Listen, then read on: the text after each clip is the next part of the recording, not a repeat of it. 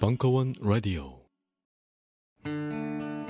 2016년 8월부터 지금까지 60주 동안 쉴 틈 없이 동서양 철학의 세계를 누비고 다녔던 철학박사 강신주의 마지막 철학 강의 더 필로소피가 드디어 그 마지막 12주만을 남겨두고 있습니다. 우리가 태어나 자라온 대한민국, 이 나라에서 철학은 어떻게 태어나 자라왔는지 더 필로소피 챕터 6 동양철학 파트 3에서 따라가 보시죠. 2017년 11월 16일 개강. 자세한 내용은 벙커원 홈페이지를 확인하세요. 철학박사 강신주의 더 필로소피 세계는 무엇이 지배하는가 일부 2017년 10월 19일 강연. 자, 즐거운 유학 시간이 다가왔어요. 이게 사실 동아시아 이 사유에 있어서 그 불교는 굉장히 강력한 그 사유거든요. 그 지금 시대는 사실은 우리가 뒤쪽 다음 학기에 되면은 이제 그 쫑칼파라고 12세기에 활동했던 그 티베트 불교의 최고 집대성자죠. 그 쫑칼파 얘기도 조금 좀 봐야 되고, 근데 티베트계들이나 밀교 이야기 뭐 이런 것들이 하나의 꼭지에 들어왔었으면 좋은데 그게 뭐 개인적인 관심사고.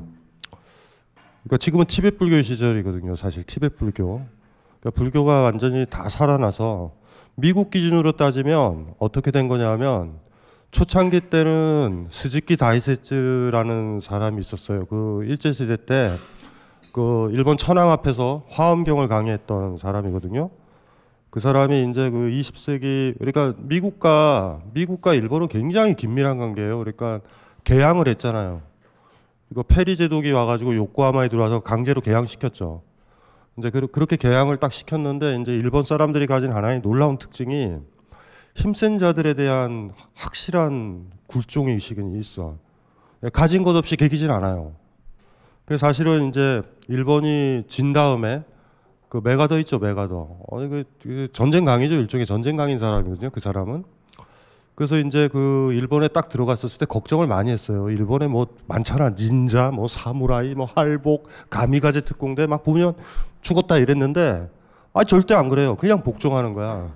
그 메가더가 들어왔을 때 일본에도 뭐가 만들어졌냐면 신사, 메가더 신사. 일본은 좀 다신교적인 요소가 있잖아요. 그러니까 뭐 예를 들면은 뭐 어떤 도둑이 들어왔는데 하늘에서 돌이 하나 유성이 떨어지고 도둑이 머리에 맞아서 도둑이 죽잖아요. 그러면 그 유성을 신사에 또 합성해서 또 그 마을의 신이 돼. 뭐 이런 식이니까 메가더도 뭐 마찬가지죠. 그래서 너무 좋아했었어요. 사실 메가더가 들어가가지고. 그래서 이제 일단은 간에 그러니까 일본이 이제 패망을 했음에도 불구하고 나치처럼 그 독일처럼 그렇게 분단이 안 됐었던 결정적인 이유도 메가더가 있었다고. 그러니까 너무 좋아하는 거죠. 그리고 일본이 우리나라 개항, 강화도 조약 맺고 뭐 이렇게 개항할 때 똑같이 흉내내요. 미국에서 했었던 거, 요코하마에서 했었던 걸 인천에서 그대로 이제 행하거든요. 그래가지고 굉장히 친밀했거든요, 서로. 그리고 이제 미국한테 받아들였고, 미국의 문물을 그냥 받아들이는 거예요, 그냥 쭉쭉쭉. 별로 이제 저항도 안 하고. 이제 그러다 보니까 이제 영어를 잘하게 되고, 그리고 스즈키 다이세츠 책들이, 스즈키 다이세츠라고 지금도 그 개론서 중에는 제일 좋아요. 선불교 개론서 중에. 선이란 무엇인가, 뭐 선불교 있죠? 요거 서점에 있을 거거든요. 선불교에 대해서 관심이 많은 사람들의 개론서 중엔 제일 좋아요, 이게. 저게 이제 원래 영어로 다 쓰여져 가지고 그 옛날에 1940년대 50년대 미국 호텔에 가면은 성경이랑 그 다음에 스즈키 다이세츠 책이 있었어요. 그러니까 호텔 같은데 외롭잖아요. 이게 이제 그 죽는 인간도 많거든요. 그러니까 지금이야 뭐 호텔이 흔하지만 옛날에는 가난했던 집 어느 여인이 호텔에서 잔다. 그 죽겠다라는 거예요. 마지막 한번 편하게 쉬다가 자살하는. 그래서 이제 근사한 곳. 왜냐하면 우리가 죽을 때는 좋은 곳에서 죽거든요, 항상.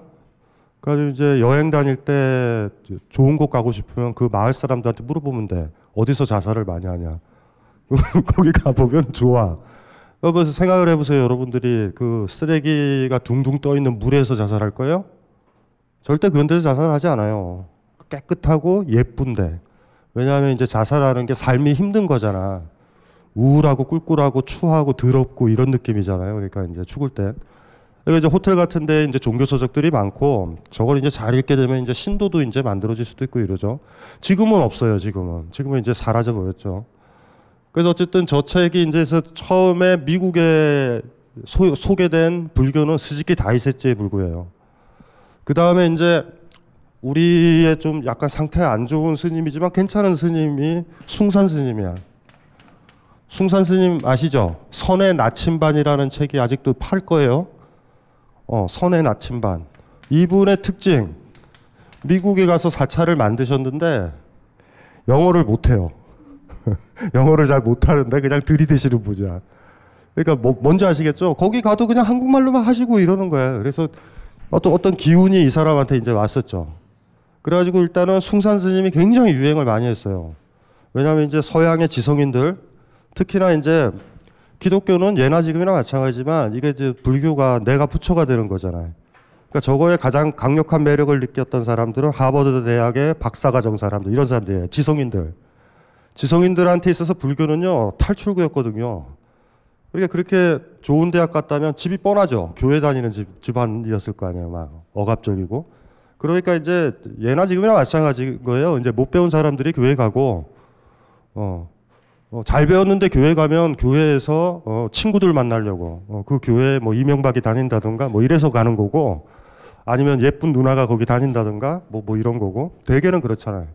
그래서 미국의 이제 대도시 같은 데에 있어서 기독교 힘은 없거든요. 이제 작은 도시 뭐 이런 데서 아주 보수적이죠. 그래서 이제 숭산 스님도 한번 선의 나침반도 저 번역돼 있죠. 영어로 있는 거를 또 우리나라 말로 번역해서 뭐 불교 개론서로도 쓸 수도 있고 그래. 그래가지고 이제 동아시아 불교가 이렇게 힘을 가지고 있었던 거죠. 근데 이제 달라이 라마가 이제 중국이 문화혁명 때 티벳을 공격을 하잖아요. 티벳을 초토화시킨다고. 그래서 달라이 라마가 이제 탈출을 하면서 일단은 티벳 불교가 드디어 나온 거야. 티벳 불교가 서양에 드디어 나온 거예요. 그래서 이제 달라이 라마는 굉장히 정치적으로 영민한 사람이라 뭔지 아시겠죠? 불교의 가장 티벳 불교가 오해될 여지가 많은 부분들은 거의 삭제를 하고 굉장히 매력적인 부분들로 책을 많이 쓰고 강연도 많이 해서 지금도 달라이 라마가 미국에서 어느 대학에서 딱 강의를 하면 막 6,000명 막 그렇게 와요. 돈 주고 들어오는 강연인데도. 그 정도로 파괴력이 있고, 우리도 일부 스님들이 달라이 라마나 티벳 불교를 좋아해가지고 공부하시는 분들이 있는데, 우리 이제 조계족이 이제 있으니까. 그래서 지금도 출판사들 뭐 아마존 같은 데 보면 티벳 불교에 대해서는 뭐 이 출판사 가야 돼요. 스노우 라이언. 백호인가? 아니, 눈 속에 있는 눈 맞는 사자 정도 될 거야. 스노우 라이언이란 출판사는 무조건 다 티벳 불교 책이에요. 그러니까 저기에 있는 책들은 굉장히 괜찮아요. 그리고 대학으로는 콜롬비아 대학 출판부. 콜롬비아 대학 있죠? 미국에. 콜롬비아 대학 출판부. 이 두 출판사의 티벳 불교 책들이 괜찮은 것들이 계속 나오는데, 스노우 라이언만 하더라도 책이 뭐 지금 장난 아니에요. 양은. 굉장히 중요한 책들이 많이 나오죠. 그 달라이 라마가 이제 와가지고 이제 그게 강력하게 영향을 많이 끼쳤고, 그리고 이제 우리 주변 생활에서도 달라이 라마 티벳 불교의 흔적이 뭐 대표적인 게 그 싱잉볼 아시죠? 싱잉볼. 이렇게 톡 쳐서 이렇게 하면 소리를 키울 수 있는 싱잉볼이라는 게 있어요. 그 이제 싱잉볼 몰라요? 나만 아는구나. 싱잉볼이라고 그래서 노래하는 볼이란 말이에요. 볼.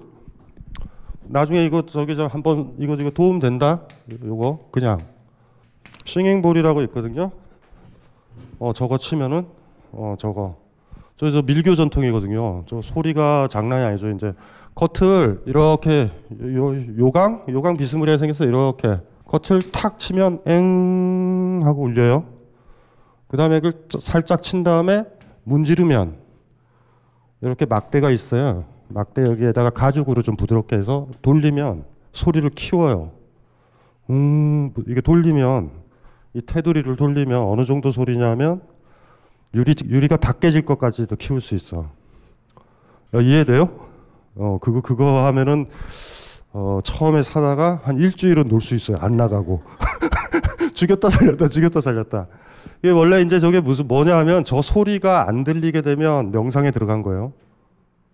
무슨 말인지 이해되죠. 근데 저게 모든 음이 그렇지만 도레미 파솔라시도잖아. 7개잖아요.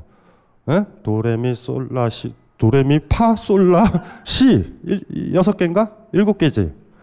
7개가 여기서부터 출발해요. 치골 성기서부터 출발해가지고 제일 높은 C가 여기가 정수리 쪽에 우주랑 열리는 부분, 이 부분까지 연결이 되거든요. 음이. 그래서 여기에 보면은 이게 7덩어리가 있어요. 티벳의 의학에 따르면 차크라라고 부르는 거. 그래가지고 그 예를 들면 뭐 섹스의 힘이 요새 딸린다. 그러면 두 번째 거지. 두 번째 거. 레에 해당하는 게 있다고. 그거를 가지고서 이제 마구 하는 거죠. 뭐 어떻게 언제까지 하냐면 좋아질 때까지. 근데 이게 원래는 이제 명상 기법이 왜 좋냐면 이렇게 돌리다가 그 소리가 안 들린다. 그 소리가 어떤 느낌이냐면 한번 딱 울리잖아요. 여기서부터 코서부터 뱃속에서 울리는 잔향이 계속 남아.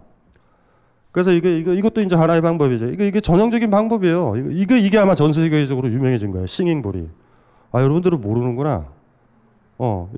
그래서 이제 이렇게 쳐도 되고, 이렇게 한번 톡 친 다음에 외곽으로 이렇게 문지르면, 크기가 장난 아니다. 그러니까 어느 정도냐면 이렇게 문지르는 거 있잖아요. 이렇게 나무 막대가 튕겨나갈 정도로 세져요, 이게. 그것도 이제 티벳에서 온 거고, 미국에서는 뭐 그 장난 아니죠. 그 제대로 된 거 사서 이제 7개면은 풀세트 갖춰지잖아. 그러면 좋은 거 살려고 그러면 430Hz짜리를 살려고 그러면 대략 한 600만 원 들어야 돼요. 굉장히 비싸다고. 그걸로 암도 치료한다라는 뭐 그런 얘기도 있고, 그 출산 후 우울증에도 뭐 좋다, 뭐 이런 것들이 있어요. 그 순서적으로 짝짝짝짝짝짝. 그래서 그 싱잉볼 같은 경우 이것도 좀 미국에서는 뭐 굉장히 유행을 했고, 티벳이나 무슨 뭐 네팔 같은 데 가면 싱잉볼 구해오지, 제대로 된 거. 그러니까 이게 뭐냐면 이거 근데 함부로 사지 말아요. 싸다고. 이게 무조건 쳐봐야 된다. 왜냐하면 어떤 거는 이렇게 톡 치잖아. 톡 치면 이렇게 가는 게 있고, 어떤 거는 끽 그냥 무슨 말인지 알죠? 그러니까 길게 가야 되는데 그게 뭐 모르잖아. 이렇게 보면. 그것도 이제 유행을 했어요. 유행을 해가지고 뭐 엄청나게 뭐 지금도 마찬가지예요. 미국에서. 저거 가지고 명상 많이 하고 이제 누워서 저 치료도 해주거든. 여러분들이 누워 있으면 저 7가지를 여러분 주변에 배치를 한 다음에 그걸 한다고. 근데 이제 방법은 이제 어쨌든 저 소리가 안 들려서 그 소리가 가득 차는 거야. 저게 이제 부처님의 기구니까 부처님이 내는 소리거든요. 내가 저걸 치고 이렇게 돌리는 거는 내가 부처님한테 기도하는 거야. 나는 소리는 부처님이 내는 소리예요. 그 소리가 내 몸에 다 젖어들면 그 순간적으로 내가 부처처럼 되는 거야. 그 명상이 저거 명상으로 하나 쓰는 방법이 있대요. 그 띵샤 같은 것들도 있고 그런 장비들 밀교의 하나의 특징이죠. 그 어쨌든 방금 제가 왜 저걸 얘기를 하자면 가장 중요한 게 뭐냐면은 밑에서부터 끌어올리거든요. 이렇게 쭉 끌어올려가지고 단학이랑 기공이랑 비슷해요. 이게 동아시아라서 그런가 봐. 쭉 올라와서 이게 통해가지고 이쪽까지 뻥 뚫렸을 때 부처가 되는 거야. 그러니까 저걸로 해가지고 부처가 되는 건 아니고 좀 이렇게 릴렉스가 되는 정도의 효과인 거죠. 근데 중요한 게 밀교의 한 전통이 성적인 거란 말이에요. 근데 이제 달라이 라마가 그거부터 강조했으면은 기독교는 굉장히 금욕적이잖아. 그러면 안 먹히잖아. 그러니까 달라이 라마는 가급적 그 부분은 밀교적인 부분, 성 요가라고 그러죠.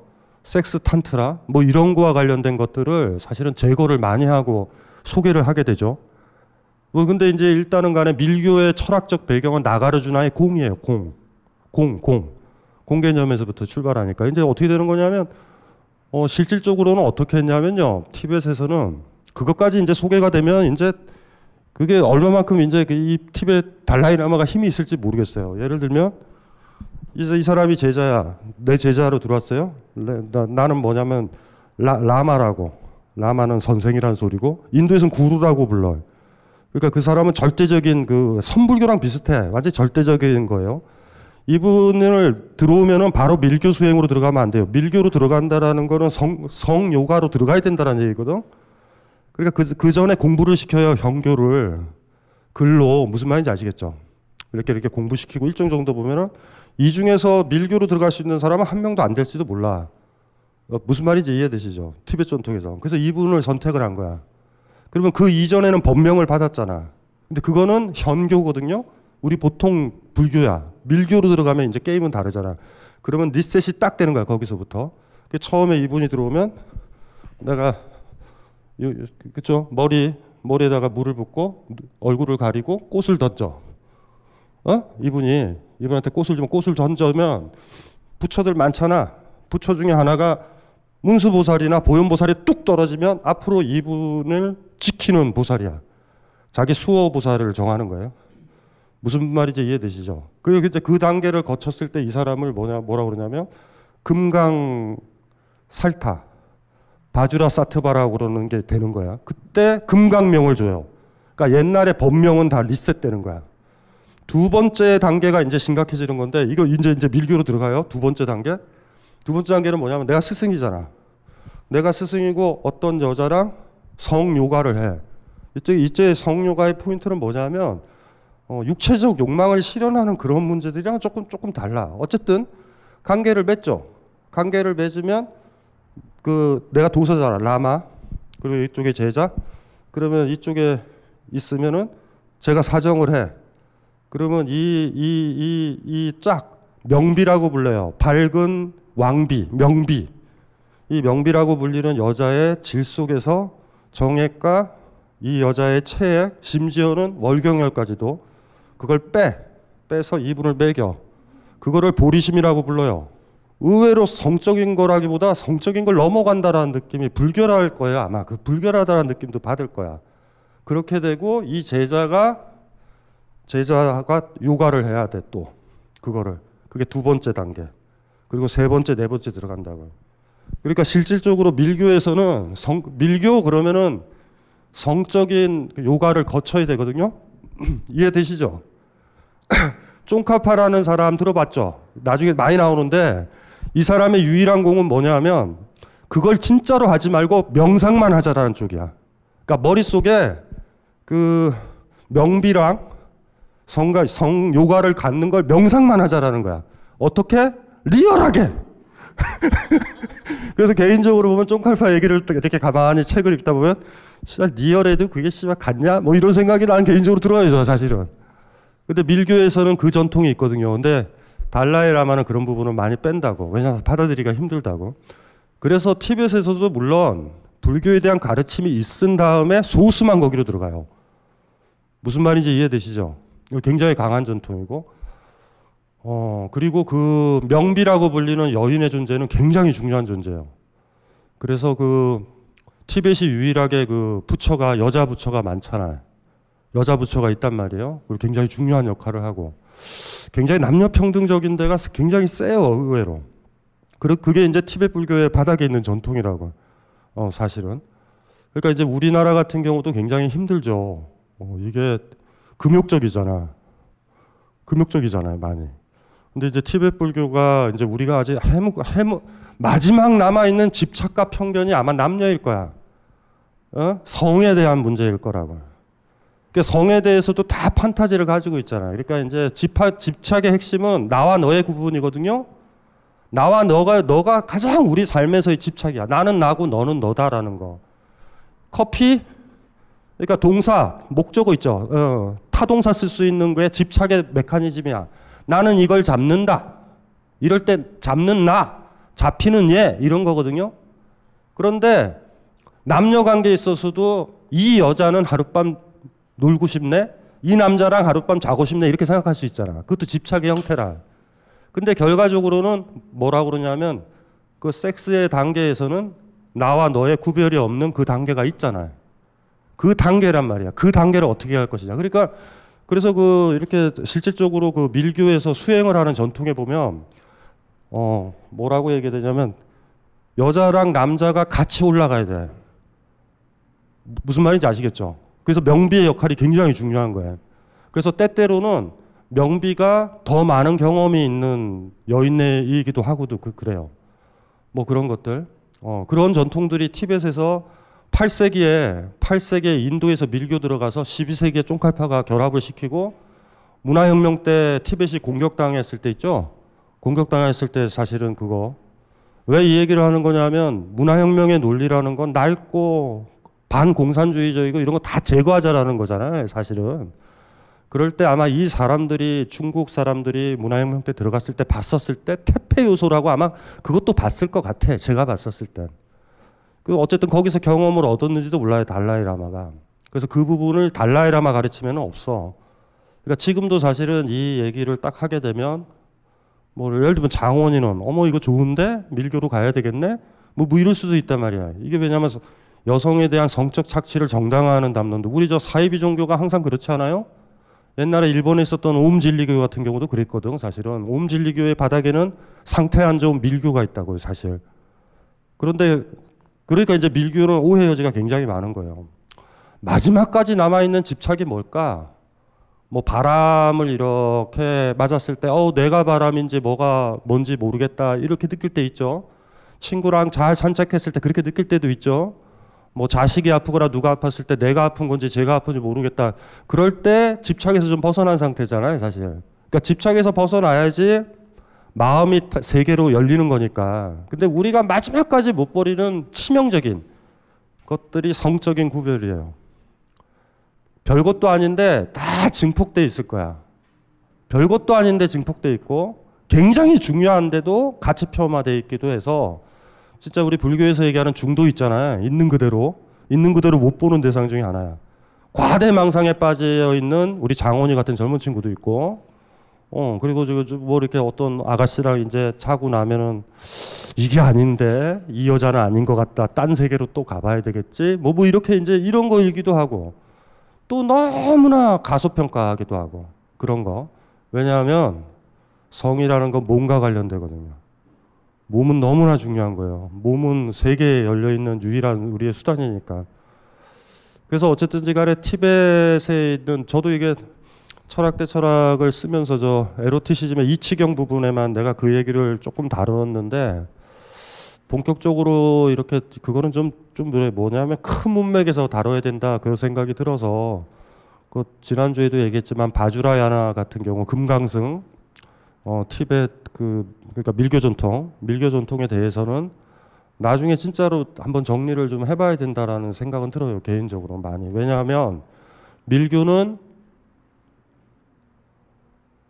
재가신자들한테 굉장히 중요하고 밀교의 전통은 재가신자 지향적이에요. 민중지향적이에요. 굉장히 많이. 그래서 어떤 경우에는 다란이 뭐 만다라 아시죠? 만다라 보셨어요? 만다라 이렇게 그림 봤어? 만다라라는 뜻은 원인데 여기 보면은 이렇게 보면은 그게 평면도인데 그게 사원의 모양 상상을 했지만 가운데 붙여 있고 주변에 이랬는데 그게 이렇게 입체란 말이에요. 그 가운데 부처가 사는 집이 4층이야. 4층에도 이렇게 탑처럼 되면 위에서 보면 사각 이렇게 나오잖아. 만다라를 보고서 100% 다 복원을 해야 돼요. 머릿속에. 입체인 만다라를요.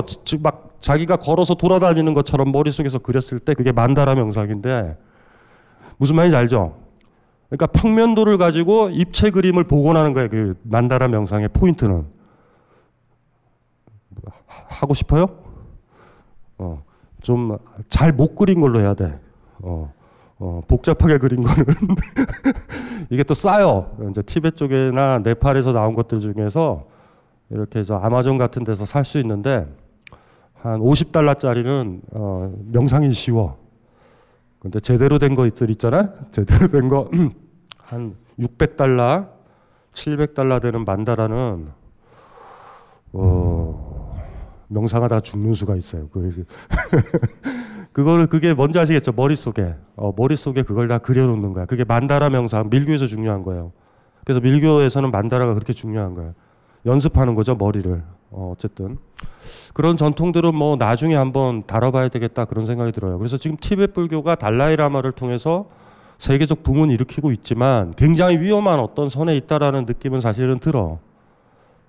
그래서 어쩌면 쫑카파를 그렇게 또 강조하는지도 모를 것 같아요. 그래서 우리나라에도 그 정성준 씨라고 동국대에서 박사학위 받은 분이 있거든. 정성준 밀교로 동국대에서 받은 이 양반도 그 밀교 전통에서 나왔던 여성과 남성의 성적 요가 있잖아요. 성적 요가가 비유다. 이렇게 독해하시는 분이 있는데 실제로 티벳에서 살았던 티벳 스님인데 우리나라에 들어와 있는 그를 통역을 통해서 제가 얘기를 해본 바로 한다. 하셨다는데 뭐 어떡하겠어. 하셨다는데 어떡하겠어요. 이제 그래서 이제 학자들은 그렇게라도 해석하려고 그래. 이제 쫑칼파식으로. 근데 문제는 쫑칼파라는 쫑칼파는 누구냐 하면 티벳 불교의 원효 같은 사람. 그리고 서양 철학으로 비유하면 티벳 불교의 칸트예요. 그러니까 그 사람으로 모든 밀교 전통이 수렴하고 무슨 말인지 아시겠죠? 네, 그런 사람. 그리고 이제 티벳 불교 보다 보면 파라는 말이 많이 나와. 파. 이게 이것 때문에 힘들어. 쫑카파라고 그러잖아요. 파.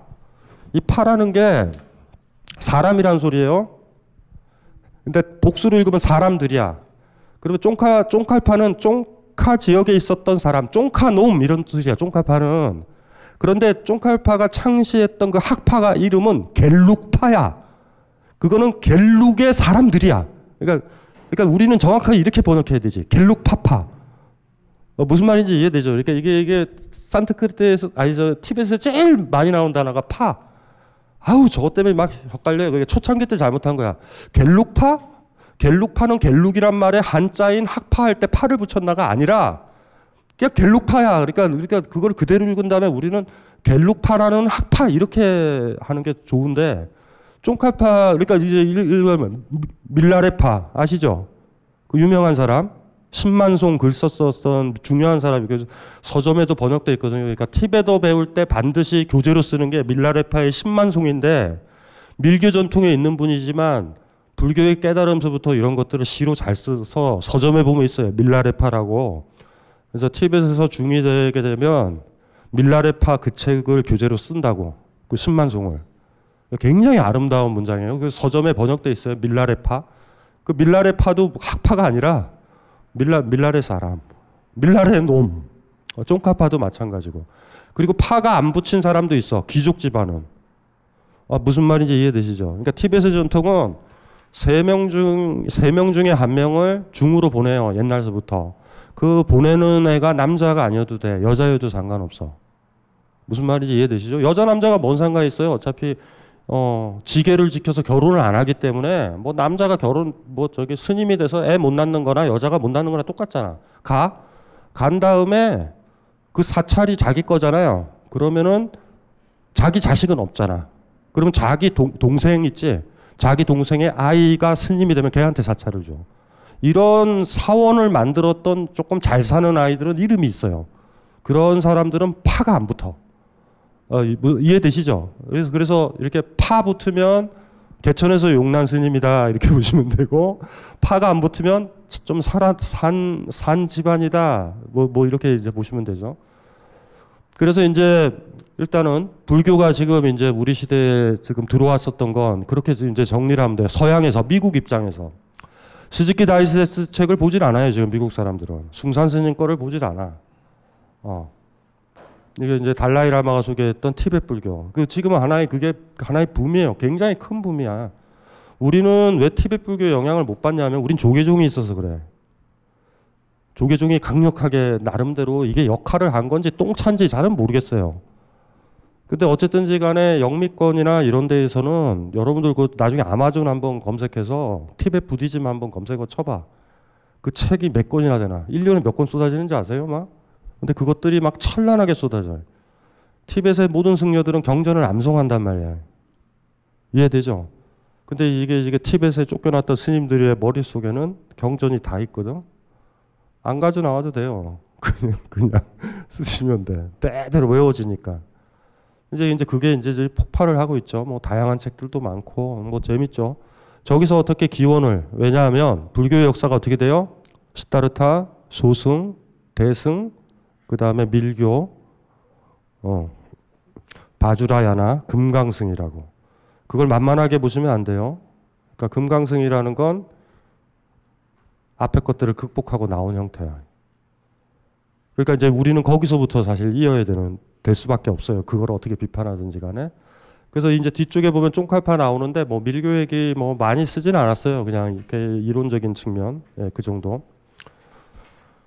예, 그 티베트 불교 책들을 어쨌든지 간에 틈나는 대로 뭐 이런 책 저런 책 한번 보면 되고, 어쨌든 달라이라마는 굉장히 지혜로운 분이야. 굉장히 정치적이기도 하지. 성적 요가를 실천하도록 해요 이러지 않아. 그러니까 어차피 그 티베트 스님들이 머리 깎고 들어왔을 때 형교 먼저, 밀교가 아니라 형교 먼저 가르친다 그랬잖아. 그 정도 수준에서 가르쳐 주시고 마는 거야. 근데 이제 마지막은, 근데 이제 싱잉볼 같은 경우만 하더라도 이제 미루어 짐작이 되죠. 밑에서부터 올라온다. 밑에서부터 이렇게 끌어서 올라오는 거예요. 거기서부터 성적인 에너지서부터 끌어올리는 거죠. 뭐 그런 것들. 혼자서 해탈을 못하고 남자는 여자가 필요하고 여자는 남자가 필요하다. 이거는 그 조계종 내부에서 스스로 참선해서 된다. 이거랑은 완전 전통이 다른 거야. 그래가지고 이제 티벳에 있는 만다라들을 보면 그 깨우쳤다라는 사람과 깨우치지 그 여자가 이렇게 껴안고서 중심에 있는 만다라가 많아요. 그거 보셨어요? 야한 거? 야한 사진? 야뮨이라고 그러는 거? 야뮨, 야비 아버지, 유미 어머니. YAB 검색 한번 찾아봐요. 일단 찾아봐. 이미지를 딱 찾아보면은 그 이미지에 뜰 거야. 야뮨 중심부에 남자와 여자가 같이 있을 거예요. 그렇죠? 찾았어요? 야뮨. 금강사트바겠지? 금강사트바가 명비를 안고 있는 불상 모습이에요. 가부장적이지 않아요. 티베트 불교가 가지고 있는 특징 중에 하나가, 이게 어떤 뭐 페미니스트들은 이거는 여성을 성적 착취했다 뭐 이런 식으로 얘기를 하는 것 같은데, 지난번에도 내가 얘기했지만 그 그린 타라 기억나시죠? 타라 보살이 있었다고. 그래서 여기서 좀 여기서 페미니즘에 관심이 있으신 분들은 티베트 불교의 그 전통 있죠? 그거를 좀 많이 한번 고민들을 좀 해볼 필요가 있어. 달라이라마가 극히 피했었던 게 저 야뮨 전통. 실질적으로 저 전통은 좀 피했죠. 그렇다고 해서 달라이라마가 소개했던 불교가 형교도 가르친다 그랬잖아. 형교 전통에 대한 달라이라마 이해는 탁월하고 간결하고 심플해요. 지금 우리나라 웬만한 스님보다 더 좋아. 그래서 불교 개론서가 뭐냐 그러면은 야뮨 전통이나 저런 거를 찾으려면은 달라이라마 책엔 안 나와요. 근데 불교에 대해서 좀 깊게 좀 이해를 해보고 싶다 이러면 달라이라마가 강연한 거 이렇게 번역해 놓은 거 있잖아. 그거 에센스 있어요. 숭산 스님이나 스즈키 다이세츠보다 더 낫다라고 보여져. 근데 이제 아마 그게 다 자기 가르침이 퍼진 다음에 달라이라마가 그럴 거야. 자, 이제 성적 탄트라로 들어가야 될 시간이 왔습니다. 이럴 때가 올지 안 올지는 모르겠어요. 어쨌든 그게 티베트 불교예요. 밀교라는 전통은. 그러니까 밀교에서 그 야뮨, 그 다음에 저 성적 탄트라 저 전통을 부정을 하면 밀교는 아무것도 아니라고. 굉장히 힘든 전통이기도 하고 오해 여지도 많고, 특히나 성적으로 억압돼 가지고 성이 추하다고 그러지만 내면에선 지고의 판타지처럼 그려져 있는 경우, 육체를 굉장히 부정하는 것 같지만 우리 결혼할 때 보면 신혼여행 가잖아요. 허니문. 끝내 허니문의 궁극 목적이 뭐냐면 동침하는 자리잖아. 어머 징그러워요 이러지만 끝내 결혼식이나 허니문의 목적을 보면 또 굉장히 성스럽게 또 그려요. 그러니까 그런 어떤 이율배반 같은 것들은 티베트 밀교에서는 존재하진 않아요. 그래서 어쨌든 간에 우리가 가지고 있는 성에 대해서, 육체에 대해서 가도하게 중도적이지 않은 시각 있잖아. 그걸 바로잡아야지 우리가 통일되는 거 아닌가 모르겠어요. 제가 불교에서 계속 강조했잖아. 내 몸이 거기로 가면 내 마음도 거기 있어야 된다. 무슨 말인지 이해되시죠? 근데 몸과 마음이 분리된다. 이러면 이게 뭐야? 이거는 뭐 이거 말도 안 되는 거죠. 그게 어떻게든지 통일이 돼야 되니까. 그래서 한번 그런 전통이 하나 있다. 그래서 우리가 지금 알고 있는 달라이라마의 얘기는 강연이나 책 이런 것들은 핵심 부분, 밀교가 밀교인 그 부분까지는 이렇게 들어가지 못하고 있다. 나머지는 뭐 여러분들 몫이에요. 그래서 이제 저 아까 얘기했던 싱잉불이 바로 그 전통, 성적인 것들과 몸이 가지고 있는 에너지를 알고 있기 때문에 저걸 활성화하잖아. 깨우침에서. 그러니까 저런 전통이 나오는 거예요. 저 밑에 치골소부터 그 다음에 생식기까지 여기에서 우리의 지혜로움, 반야의 지혜를 이루는 여기 위에서 여기 밑에 제3의 눈 있죠. 시다를 타르면 시만이라고 그러죠. 여기 가운데다 눈 그리는 거 봤지? 그거는 물질적으로 존재하지 않지만 지혜를 가진 사람은 눈을 하나 이렇게 더 그리지. 이거 보셨어요? 이거는 이제 그러니까 이미지하에서 그린 거야, 이게 그 공을 깨달은 눈이란 말이에요.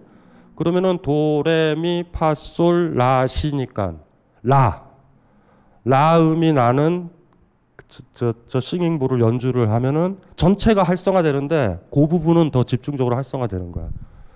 뭐 그런 식이 왜 나왔겠어요, 다 싱잉볼이. 몸에 대한 이해들이 있는 거야. 그래서 밑에서부터 치골서부터 무슨 말인지 알죠? 성적 요관은 끌어올리는 거예요. 이렇게 끌어올려서 그냥 배설한 것 같네. 뭐 사정한 것 같네. 섹스한 것 같네가 아니라 저 마음까지 올라가서 희열을 같이 느끼게 되는 거야. 위까지. 대충 무슨 그림인지 아시겠죠? 이들이 생각한 게. 그러니까 저 싱잉볼 전통도 만만한 전통은 아니에요. 근데 어쨌든 간에 그 티베트 불교 공부하려면 뭐 그런 책도 사봐야 돼. 티베트 메디신 이런 책들이 있거든요. 티베트의 약학 뭐 이런 책들이 있어. 그래야지 티베트 사람이 어떻게 신체를 생각했는가. 자세히 보면 우리나라의 한의학의 지식과 상당히 유사해서 깜짝깜짝 놀라요. 저는 사실. 그러니까 티베트이 굉장히 당나라랑 친했잖아. 그러니까 신체에 대한 이해가 왔다 갔다 많이 한 것 같다라는 생각이 들고, 이 사람들은 육체로서요 참선을 했을 때 명상을 했을 때 어느 부분이 효과가 있는지를 명확하게 다 설명을 하고, 우리 조계종 스님들은 그냥 막연하잖아. 몸에 대한 이해가 없으니까. 참선을 했으면은 몸에 어떤 변화가 있는지 뭐 이런 게 있어야 되잖아. 근데 티벳은 그게 명료해요, 그냥. 그리고 당신은 2단계 있고 2단계 있고 뭐 이런 거. 그래서 티베트 불교를 이렇게 공개적으로 얘기하기는 여러분들도 힘들 거고, 저도 이 글 잘 써야 돼요. 이거 굉장히 위험하다고 편견이 많은 거라 막 니체도 섞고 막 이래가지고 대충 이렇게 넘어가야 되는 책인데, 어쨌든 여러분들은 개인적으로 괜찮은 티베트 불교 책 조금 넣어가지고 한번 깊숙하게 한번 봤으면 좋겠어. 그게 여자거나 남자가 아니어도 상관없다. 바람이어도 되고, 무슨 말인지 이해되시죠? 소리여도 되고, 비여도 상관없다. 나 아닌 다른 게 필요하단 말이에요. 우리 몸에서는. 혼자서는 절대 부처가 안 된다. 이게 티베트 밀교의 핵심이에요. 혼자서 하면 아무 의미도 없다. 그러니까 그 가정에서 보리심서부터 자비심도 다 이어지는 거예요. 그러니까 명비에 대한 성적 착취는 존재하지 않아요. 이타심도 같이 있는 거예요. 그게 복잡해요. 그래서 무슨 말인지 알죠? 이렇게 뭐 우리 자본주의 사회나 이렇게 뭐 유사이래로지만 뭐 매춘부들 있잖아. 돈이나 권력 가지고 여인을 사고 이런 전통이 있잖아. 그거랑은 달라요. 그래서 제가 얘기했잖아요. 그 티베트 불교에서는 유일하게 타라보살서부터 여성이 부처의 입장, 여성도 금강살타의 입장에 서기도 한다. 그리고 그 여성들이 적극적으로 남자 밀교 수행자를 가르쳐주기도 하는 전통도 있어요. 그 전통도 의외로 세요. 그러니까 그런 것들을 보면 좀 다른 계기들이 상당히 많이 숨어 있다라는 건 뭐 맞는 것 같아. 우리가 얘기를 못해서 그거부터 왜 이렇게 이 얘기를 하냐면, 왜 이 얘기를 했냐면 유학을 해야 되기 때문에 그래요. 그래서 우리가 임재까지 딱 다루면서 몸에 대한 이해를 많이 다뤘잖아요. 마지막에 임재에서 우리가 하긴 했었잖아. 기억나시죠? 성에 대한 얘기만 없지만 별거 아니었잖아요. 집착 없이 잠자고 싶을 때 잠자고, 기억나잖아. 사랑하고 싶을 때 사랑. 우리의 가장 큰 문제는 사랑하기 싫을 때 사랑해야만 되는 것들이 문제고, 부부라는 이유로 사랑하기 싫은데 사랑할 수도 있고, 내 몸에 만지는 게 싫을 때도 만지는 걸 허락할 때도 있잖아. 그리고 빨리 만지는 거 끝났으면 좋겠다 이럴 때도 있잖아. 그러니까 마음이 가는 곳에 몸이 가야 된단 말이에요. 그리고 우리의 일상적인 생활에서 가장 중요한 게 뭘까? 그거 한번 미루어 짐작이 돼야 되죠. 그러니까 거기서도 힘들고 불편하고 자유롭지 못한데 무슨 해탈이에요? 무슨 해탈? 아니면 뭐 중처럼 그냥 산에 처박혀서 아무나 안 만나고 그냥 독방에 기들어가든가. 기들어가면 뭐해? 바깥으로 나오면 또 세상 많지. 바람도 불지, 개도 달려들지, 고양이는 야옹야옹 뭐 이러고 있지. 그것도 어떻게 할 건데 또. 그래서 돌아서 한번 생각을 해보면 어쨌든지 간에 의미가 있을 것 같아요. 그래서 그거 좀 생각을 해보면 좋을 것 같아요. 안녕하세요. 컴스테이션 대표 이경식입니다. 컴퓨터라고는 전원 버튼밖에 모르는 딴지스가 있다면 저희 컴스테이션으로 오셨으면 좋겠습니다. 오지랖 넓은 옆집 아저씨처럼 친절하고 상냥하게 컴맹으로서의 탈출을 도와드리겠습니다. 해치거나 물지 않습니다. 간단한 문의번호 011-892-5568로 연락 주시면 현명 탈출 작전 성공. 딴지 마켓에 컴스테이션이 있습니다. 컴스테이션은 조용한 형제들과 함께합니다. 유학으로 지금 돌아가자니 마음이 많이 아파서 지금 말이 길어진 건데 유학이 뭐예요? 다시 한번. 자, 이게 중국 역사에서는 어떻게 됐냐면 동아시아의 최초의 여자 황제가 누구지? 측천무보다 더 빨랐던 게 선도교황이에요. 선도교황이 제일 빨랐어. 왜냐하면 선도교황 때가 당태종이잖아요. 당태종 한참 뒤에 측천무가 생기거든. 그럴 때 선도교황이 됐었을 때 유학의 국가니까 조롱을 굉장히 많이 했다고. 서경에 나오죠. 암탉이 울면 집안이 망한다. 왜냐하면 수탉이 울어야 되거든. 그러니까 닭의 세계에서도 수탉이 중요한 거야. 아침엔 수탉이 울어줘야 돼. 암탉이 울면 그날은 뭔가 이상한 거야. 수탉이 자고 있거나 뭐 애가 맛이 간 거죠. 이해되죠? 수탉이 먼저 쫙 울어주고 암탉도 따라 울고 뭐 이래야 되는데, 그래서 암탉이 울면 집안이 망한다가 그게 나온 건데 서경이란 책이거든요. 그러니까 태종이 얼마나 조롱을 했겠어. 선도교황 굉장히 조롱을 많이 했어요. 근데 이제 뭐 알다시피 선독이 딱 여자가 황제가 됐을 때 얼마나 힘들었을 것 같아. 대신들이 인정을 안 했거든요. 옛날에 그거 우리 사극 나왔었지. 저기 저 밑에서 내가 어떻게 있냐 막 이런 거야 다. 근데 선독이 황당한 게 이런 거죠. 그러면은 자기가 권력을 계속 유지하려면 방법은 뭐겠어? 내신들면 당나라의 힘밖에 없는 거죠. 그때 김춘추가 역할을 굉장히 많이 하는 거야. 끝내 당나라의 지지를 선덕이 받게 된다고. 그래서 그나마 이제 간 거예요, 선덕이. 이게 똑같은 건데 유학 여자들이 배워서는 안 되는 학문이에요. 이 만학의 기원이야. 장원이가 배우면 좋아요. 장원이가 배우면 부인 잡는데 좋아. 유학이라는 게 별게 아니에요. 아주 남성적 질서로 철저하게 무장되어 있는 담론이거든요, 사실은. 공자가 뭐라고 얘기했냐면 절대 얘기를 못하겠다라는 사람을 두 종류로 잡았는데 소인과 여자야. 소인은 뭐냐 하면 소인이겠어요? 육체노동하는 사람이 소인이야. 정신노동하고 공부하고 있고 이런 사람을 대인이라고 불렀어요. 그러니까 소인이 작질 않아. 소인은 등치가 커. 사실은. 생각해봐요. 책만 읽은 사람이 등치가 좋고 근육이 있겠어? 농사 짓는 사람이 근육이 있겠어? 농사 지고 대장간이 이렇게 많은 거죠. 얘네들이랑 얘기하지 말자라는 게 논어에 나와요. 이게. 소인과 여자는 더불어 얘기할 존재가 아니다. 왜냐하면 가까이 두면 오만불손하고 멀리 두면 불평불만에 가득 차다. 이해돼요? 어디서 많이 들어봤지 않아요? 어디서 많이 들어봤지? 이게 공자님 말씀이야. 여자와 소인은 멀리 두면 불평불만에 가득하고 가까이 있으면 오만하게 친한 척한다. 그게 뭔지 알죠? 그래서 불가근 불가원. 그걸 잘 지켜야 된다. 실질적으로 공자는 이혼을 당해요. 천하를 주의하다가 옛날에는 공자 살았을 때 공자가 저 때는 유학이 그렇게 잡혀있자. 공자가 유학의 시주 아니야. 안 잡혀 있었거든요. 여성의 가치도 셌었다고. 그래가지고 어떻게 됐냐면 하도 돌아다니잖아요. 전국을 돌아다니까 공자 부인이 빡쳐가지고 친정으로 가버렸어. 그 친정집 아버지가 이 씨발 사이 새끼가 왜 그래 해서 딴 데 시집을 보내버려요. 그래도 됐었거든. 공자가 살았을 때 남녀는 상당히 평등했어요. 의외로. 그래가지고 이게 왜 문제가 됐냐면 애를 낳았단 말이야. 공자 사이에서 애를 낳았단 말이에요. 아들이 있을 거 아니야. 공자 아들이. 문제는 그 어머니가 딴 집에 갔잖아. 결혼을 해서 애를 낳고 그 집에서 죽었어. 아들이 죽었어. 아들이 문제가 된 거야. 제사를 어떻게 모셔야 될까. 그 자료를 보고 저는 알았어요. 공자가 이혼을 당했구나. 얘기에 나와. 그 자료를 보고 너무 좋았어. 너무 좋아서 선배들한테 막 얘기했다가 너는 항상 쓸데없는 거에 관심이 많다. 그 무슨 말인지 이해되시죠? 그랬던 사람이야. 사실은 여자 몰라요. 공자의 특징은 여자를 몰라. 소인도 몰라. 그러니까 이런 사람이라고. 이게 공자라는 유학사상이 가진 본질적인 거예요. 그냥 100%라고. 아직도 유학이라는 것이 아직도 남아있다고요. 도처에. 우리 사회에 도처에 남아있지. 명절 때 기타 등등 다 남아있다고요. 그래서 옛날에 대학원 시절에 그런 얘기 많이 했지. 어떤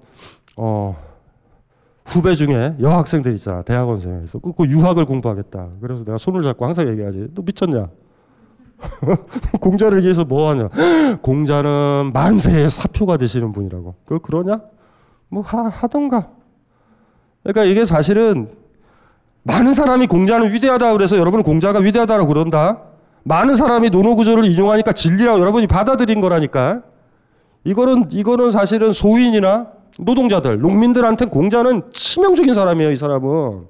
그래서 진짜 자기가 노동을 했거나 힘들여 살았던 사람들이 논어를 읽은 거랑 CEO 돼가지고 이제 할 일도 없고 그래서 논어 읽는 거랑은 사뭇 달라. 일 안 하고 권력이 있는 사람이 읽기에 가장 좋은 책이 논어야. 무슨 말인지 알죠? 그리고 일도 안 하고 나이도 들고 부인도 자꾸 시비 걸고 이러니까 맞다. 너무 멀리 두면 안 되고 뭐 이런 얘기가 나오는 거야 이게. 이게 유학이거든요. 유학을 너무 깔끔하게 정리했나? 우리가 어떤 철학을 딱 정의할 때 걔네들이 누가 적인지를 먼저 보면 철학의 경계가 그거죠. 소인과 여자를 뺀 세계가 유학의 세계인 거야.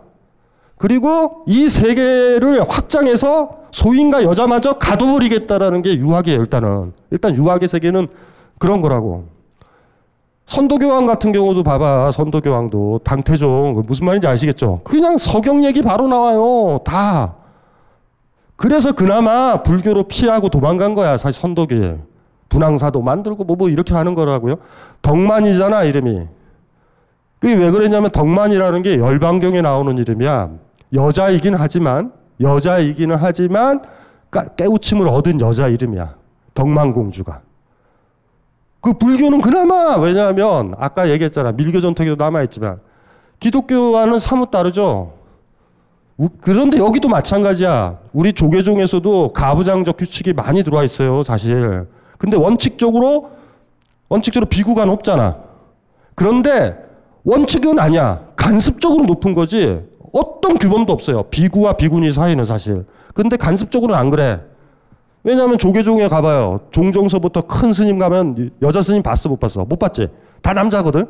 그런데 카톨릭이랑은 완전 달라요. 수녀는 안 돼. 수녀와 신부는 급이 완전 달라.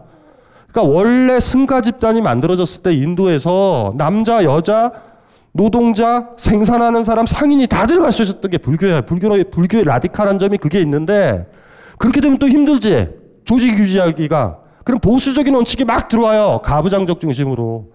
그래서 제가 티베트 불교를 좋아하는 게 타라보살을 모시잖아. 문수보살과 옆에 있다고 여자보살이. 우리는 뭐가 있어요? 하나도 없잖아. 그냥 다 남자잖아. 이해되죠? 그래서 티벳을 저는 그렇게 성적으로 착취했다. 밀교를 그렇게 보지 않는 이유가 거기서 그래. 타라보살서부터 뭐 여자보살들 뭐 한두 명이 아닌데 뭐 깨우친 자로 인정을 해서 숭배를 한다니까? 그래서 이 사람을 이렇게 보면 되는 거죠. 근데 소인과 여자를 묶는 게 뭐예요? 공통점이 육체야.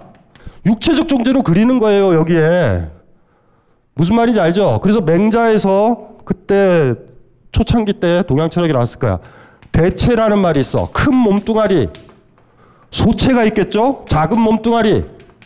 작은 몸뚱아리는 뭐냐? 몸이고 대체가 마음이야.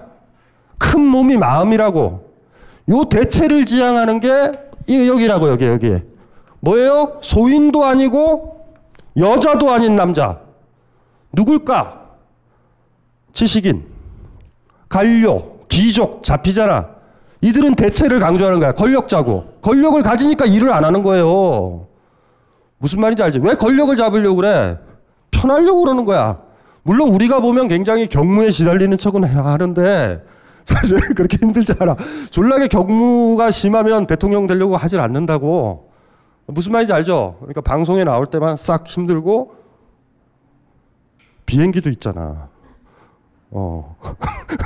그 몸이 편하다고. 여러분들 저 해외여행 가려면 어떻게 돼? 힘들지? 티켓 끊어야 되지? 비자 안 해도 돼. 수속 같은 거 안 밟아도 돼. 여러분들 막 검문 검색 당하잖아. 공항에서. 영국 가보셨어요 최근에? 영국은 굉장히 히드라 공항인가? 히드로? 히드로인가? 거기가 영국 애들의 그 배타성들이 있거든요. 테러만 일어나면 거기 나 같은 사람 있죠. 유색인종이 통과하기 너무 힘들어. 무슨 말인지 이해돼요? 막 그냥 다 검사해. 심지어 나 엑스레이까지 찍으려고 그러는 것 같아 느낌이. 통과를 잘 못해요 진짜로. 근데 대통령이 되면 그냥 지나간다고. 몸이 편해져요. 권력자들의 그 농간에 속으면 안 된다고. 내가 얼마나 경무에 시달리는지 아니? 회사를 생각하느라고. 그렇지 않아. 그런데 눈싸라고 누가 가는 거야 도대체 씨. 우리는 피곤해서 못 가는데. 까먹지 말아야 돼요. 물론 간혹 가다가 상태 안 좋은 애들이 있어. 너무 경무에 시달려서 가로로 죽는 사람들이 있는데 그건 예외고. 권력을 왜 지려고 그러냐면 편해보자라는 거예요. 피라미드를 자기가 안 만들고 노예들이 만들면 얼마나 편해. 그러니까 사실은 이 권력자의 철학인 거지. 그러니까 동아시아에서 기득권을 가진 사람들한테 유학은 얼마나 좋아. 불교도 왜 좋아했냐면 법흥왕 기억나시죠? 법흥왕. 법자가의 법흥왕이라는 게 불법을 얘기하는 거야. 불교를 숭하게 한 거라고. 전륜성왕이라고 그러죠. 불교의 수레바퀴를 돌리는 거. 다 그렇다고. 진흥왕의 진짜 있죠. 진짜. 진이라는 글자는 다 불교와 관련된 건데 이들은 뭐냐면 자기들이 보살이라는 거야. 보살. 중생을 구제하는 역할을 자기들이 맡았다라는 거예요. 신라 민중을 내가 구제를 해야 되는 내가 보살이야. 정권을 그렇게 정당화했어. 보살의 이념 기억나죠? 보디사트바의 이념은 뭐야? 내가 성불을 안 하는 이유는 중생을 구제를 아직 못했기 때문에 성불을 안 한다라는 거잖아. 금강살타 기억나죠? 보디사트바와 바주라사트바의 차이 기억나지? 바주라사트바는 뭐였어? 내가 해탈을 했고 부처가 됐기 때문에 사람을 구하는 거야. 왜 보살의 이념을 좋아하는지 아세요? 나 왕은 너희들을 구원하는 거야. 이해되죠? 신라 민족을 구원하는 존재가 있는 거야. 불교는 그래서 받아들이는 거예요. 그러니까 원효 같은 애들이 이상한 거지. 길거리 사람도 나 부처 될 수 있다. 이런 게 이상한 거죠. 사실 그게 부처의 원래 뜻인데. 대승불교가 보살의 이념이라고 그랬잖아. 소승불교라고 그러면 괜찮거든요. 아라한의 이념은 내가 깨우침을 얻어야 되는 쪽이기 때문에 소승불교 들어오면은 골치 아파져. 왕들은 수행해야 되고 그래. 하지만 보살의 이념은 안 그러거든요. 신라도 마찬가지야. 선독도 사실 자기가 여자 보살이라고 본 거지. 불교는 그런데 그게 가능하다는 거야. 유학의 성인 중에 여자가 어떻게 있었어요? 무슨 말인지 아시겠죠? 그러니까 동아시아로 따지면 불교와 유교가 있으면 유학은 철저하게 가부장적이고 불교는 그나마 여성이 배려돼 있어. 그래서 유학을 이야기할 때는 이게 이제 중요한 거야. 여기다 넣으면 되지? 그러니까 이게 뭐냐면 여기 대인인 남자, 큰 남자. 이게. 남이라는 글자도 사실은 가만히 들어보면 밭에서 일하는다라는 새끼인데 이놈들은 일도 안 해요. 요 세 개야. 요게 유학의 세 개야. 그리고 이 남자들끼리 쇼부를 잘 쳐야 사회가 평화롭다라는 게 공자의 정치 철학이에요. 그래서 이런 식이지. 기득권을 가진 사람, 위에 있는 사람들이 질서를 지키고 솔선수범을 하고 이러면 밑에 있는 사람들이 알아서 듣는다. 그래서 논어의 유명한 말, 김수영이 비판했던 말이 나오잖아. 군자의 덕은 바람이고 소인의 덕은 풀과 같아서 바람이 불면 풀은 눕는다. 예? 초필어냐? 풀은 반드시 눕는다. 무슨 말인지 알죠? 근데 이거 진짜 현실적으로도 먹힌다? 저 가부장제 원리를 한번 쓰자. 엄마, 아빠가 있다. 그러면 아빠가 높아, 엄마가 높아요. 현실적으로 아빠가 높잖아. 물론 엄마가 높다라고 생각하지만 결정적인 사회적 신급에서 더 확장을 시켜버리면 그러니까 집에서는 바가지 긁을 수 있죠. 바깥에는 절대 못 긁어요. 사람들이 있는 데선. 여기도 못 긁게 돼 있어. 시스템이. 우린 그렇게 돼 있잖아. 그래서 집에서 긁을 수도 있어. 어쨌든 그래. 아버지, 아빠와 아내 있어. 그럼 자식 있잖아. 자식과 엄마 중엔 누가 높아? 아니 원래는 그런데 현실적으로 엄마가 높지. 밥 안 해주면 되니까. 현실적으로는. 아이 그 얘기가 나오니까 그냥 갑자기 힘이 다 빠져. 내가 무슨 얘기 하려는지 모르겠는데 뭐 얘기를 하려고 그러는데 어쨌든 그래서 여러분들이 이러는 거예요. 아버지 어머니가 그러니까 보수적인 게 뭔지 아세요? 보수성 가르쳐 드릴게. 보수성의 개념은 솔선수범이야. 솔선수범의 존재 가치를 인정하면 그게 보수적인 사람이야. 그러니까 뭐냐 하면 아버지가 5시에 일어나서 책을 보는 거야. 어머니랑 같이. 아버지가 보는 건 칸트의 순수이성 비판. 어머니는 에티카.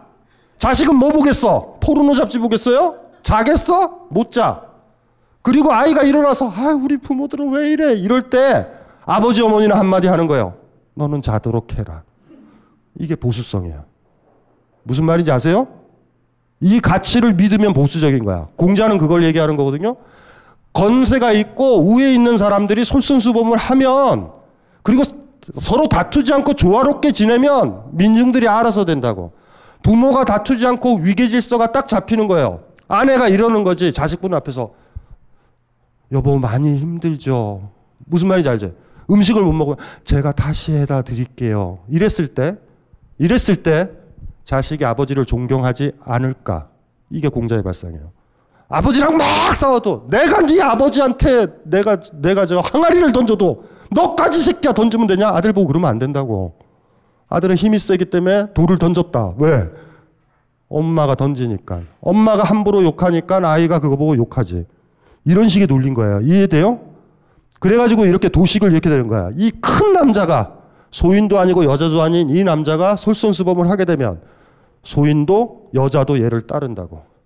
남편이 디비자는 남편은 일요일날 깨울 수 있잖아. 이 새끼가 개냐 돼지냐 소냐, 왜 이렇게 디비자냐, 뭐 이럴 수 있잖아. 근데 아버지가 있죠. 남편이 너무 끔찍하다. 그런 남편 두면 힘들어요. 일요일날이나 토요일날 4시에 일어나요. 4시에 일어나서 집을 청소를 해. 잠 잘 것 같아요? 침대에서? 이런 씨. 무슨 말인지 이해돼요? 완전히 솔선수범하는 거야. 그리고 이 사람의 멘트는 내가 하니까 너희들도 해야 돼가 아니야. 아내인 여러분이 일어나려고 그러잖아. 아니 왜 이렇게 일찍 일어나셨어요? 그럼 그만 더 자도록 하오. 잠이 오나? 차라리 날 깨우지. 야 같이 청소하자 이러지.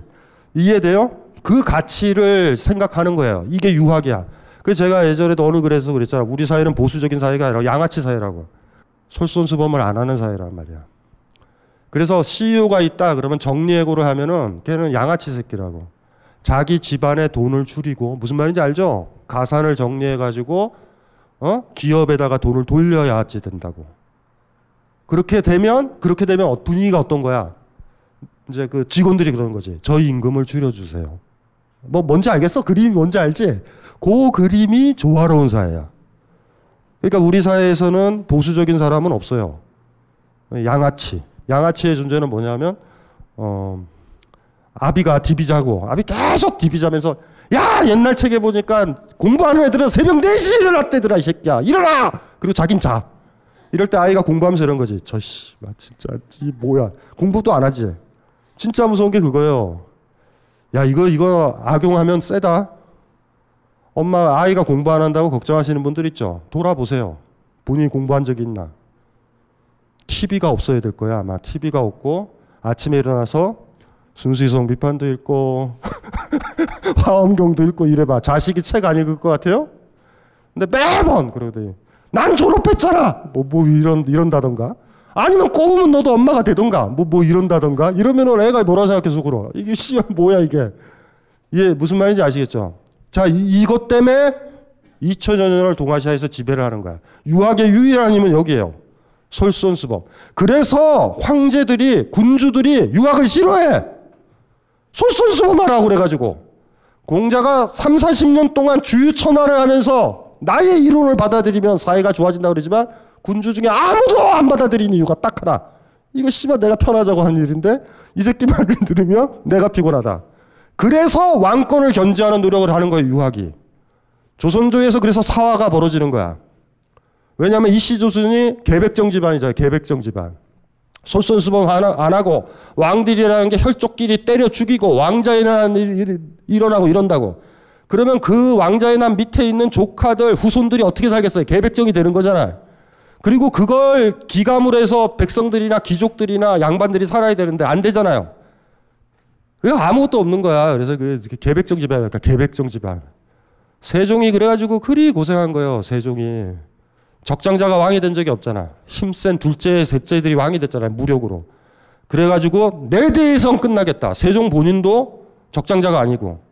그래서 바보같이 자기까지만 수양대군한테 그냥 넘겨줬으면 깔끔했는데 문종을 민 거야. 문종이 병약하니까 그 손자인 단종까지 밀어붙였다가 또 계백정이 또 된 거야. 그러다 보니까 선비들이 웬만하면 상소를 올리죠. 이게 무슨 계백정 집안이냐고. 유학은 뭘 요구해요? 솔선수범. 전하! 이러시면 아니 되옵니다. 요게 이거야. 이러면 나라가 흔들립니다. 뭐 이런 거야. 김수영이 이제 이 유학 철학의 이 논법 때문에 쓴 게 풀이란 풀. 바람이 불는데 풀이 바로 눕지 않는다. 바람보다 빠르게, 바람보다 느리게 눕기도 하고, 바람보다 빨리 일어나고, 바람보다 늦게 일어나기도 한다. 민중은 그렇게 수동적이지 않다. 김수영이 죽기, 교통사고로 죽기 2, 3개월 전에 썼던 식의 풀이라고. 마지막에 그거 썼어요. 근데 공자는 이랬어. 이 대남자가 솔선수범하잖아. 소인처럼 여자처럼이 아니라 이 사람이 가지고 있는 솔선수범 있죠. 아버지 뭐 이런 거. 솔선수범을 하게 되면 한 가정이 평화롭고 질서 잡히고 난동이 안 부러진다고. 이해돼요? 대충? 미루어 짐작이 되지. 하고 싶어요? 이러지 말고 우리 편하게 살자. 어느 쪽이에요? 이거 선택해서 사는 사람도 있어요. 이렇게 살기도 해. 이렇게 사는 사람들 보면 측은하기도 하지만 자기가 선택한 길이라는 느낌은 들어. 이해돼? 무슨 말인지 알죠? 그래, 그렇게 사는구나. 그렇게 사는구나. 그렇게 솔선수범하면서 뭐 저렇게 좋다고 저렇게 힘들어서 할까. 한참 살다 보면 새벽 4시에 항상 일어나게 돼 있어요. 계속 일어나다 보면. 그렇게 되는 거지. 그러면은 아이가 늦잠을 잘까? 그리고 엄마의 그 말은 진짜 무서워. 엄마는 막 움직이고 있고 다 하고 있는데 애가 일어나서 엄마 뭐해? 그럴 때 너는 그만 자도록 하여라. 존경은 해. 왜냐하면 자기가 못하는 걸 하니까. 그래서 유학이라는 게 그래서 우리나라에서 여러분들이 착각을 하더라고. 그러니까 새누리당 계열 이런 쪽 계열이나 군부독재 계열, 친일파 계열 뭐 이런 애들이 친일파는 보수가 아니에요. 매천 황현이 보수지. 친일파가 무슨 소인이고 여자의 길이지. 솔선수범 안 했잖아. 무슨 소리인지 알죠? 딸랑딸랑 거렸잖아. 육체의 안위를 위해서 움직였잖아. 그래서 매천 황현 있죠. 이제 우리 합병제 했을 때 자살한 사람. 그 정도 돼야 이제 되는 거지. 물론 그렇다 해서 나주군이 다 죽거라 이런 건 아니에요. 그냥 얘기만 하는 거야. 나는 죽겠다. 뭐 제자들은 알아서 해라. 일본 같진 않아. 자, 아무도 못 나간다. 우린 다 죽는다. 이런 건 아니고 자기 혼자 죽어. 이게 유학의 전통이야. 자기 혼자 죽으면 제자들이 못 죽은 사람은 수치스럽지. 무서운 거예요. 보수가 뭐라고? 솔선수범. 그리고 보수는 솔선수범하는 사람과 그거에 의해서 존경하는 사람, 이 구조로 딱 나눠지는 거야. 장자적이다 그러면 어떻게 되는 거예요? 아침에 일찍 나갈 때 되면 타이머 맞춰서 일어나서 나가고 굳이 할 일이 없으면 디비 자는 게 장자 쪽이야. 자, 저렇게 유학에 들어왔는데 저게 공자, 맹자가 구축한 건데 그 사이에 뭐가 지배를 해요? 도교 아시죠? 도교 지배하지. 불교가 완전히 지배했잖아. 지금 이게 문제가 되는 거예요. 무슨 말인지 아시겠죠? 옛날로 안 된단 말이야. 이제 이미 내 마음의 문제다 뭐 이런 것들이 너무나 많이 나온 거예요, 지금. 기억나요? 논어에 뭐 그런 거 하나도 없어. 논어는 아주 쉬워요. 대남자들 있지. 대인들이 수양을 해서 솔선수범할 수 있는 자체를 만드는 거야. 인 기억나요? 인? 공자의 어질인. 다산정야공은 이거를 두 사람이라고 풀어. 두 사람. 제일 잘 풀었어요. 제가 봤을 때 퍼펙트하게 푼 게 다산정야공이야. 사람 인자에 둘이 있자잖아. 인 제일 많이 나오잖아요. 인 뭐라고 했어? 사랑이라고 했죠. 사랑 아니거든.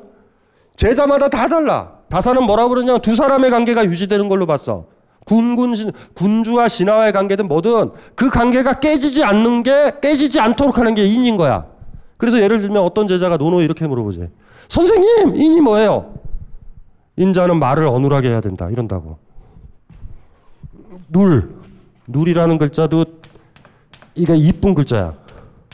말이 안으로 말려드는 거야. 그러니까 말이 어눌하다라는 건 나는 어눌하지 않잖아 지금. 말이 막 바깥으로 그냥 기름져가지고 지지지지 밀려 나오잖아. 이게 어눌이 아니야. 이런 걸 보고 교원영색이라고 그래. 교원영색. 눌이라는 건 뭐 이런 거 주저하는 거 있잖아. 프로포즈를 하더라도 그게 꽃을 들고 있으면서도 그런 거지. 왜 꽃 들고 왔어요? 그게 뭐 이럴 때 무슨 말인지 알지? 그게 눌이라고. 근데 어디 주소 와놓고서 아니면 뭐 상가집 가서 갑자기 생각나서 꽃 뽑아오놓고서 이거를 구하느라고. 무슨 말인지 알지? 뭐 화해단지를 다 뒤져서 이걸 찾아서 절정이었는데 당신을 만나러 온 사이에 이렇게 지고 말았네? 뭐 이러는 거지. 이게 교원 영색이라고 이게. 근데 이제 꽃을 하나 들고서 막 이게 꽃 왜 들고 왔어요?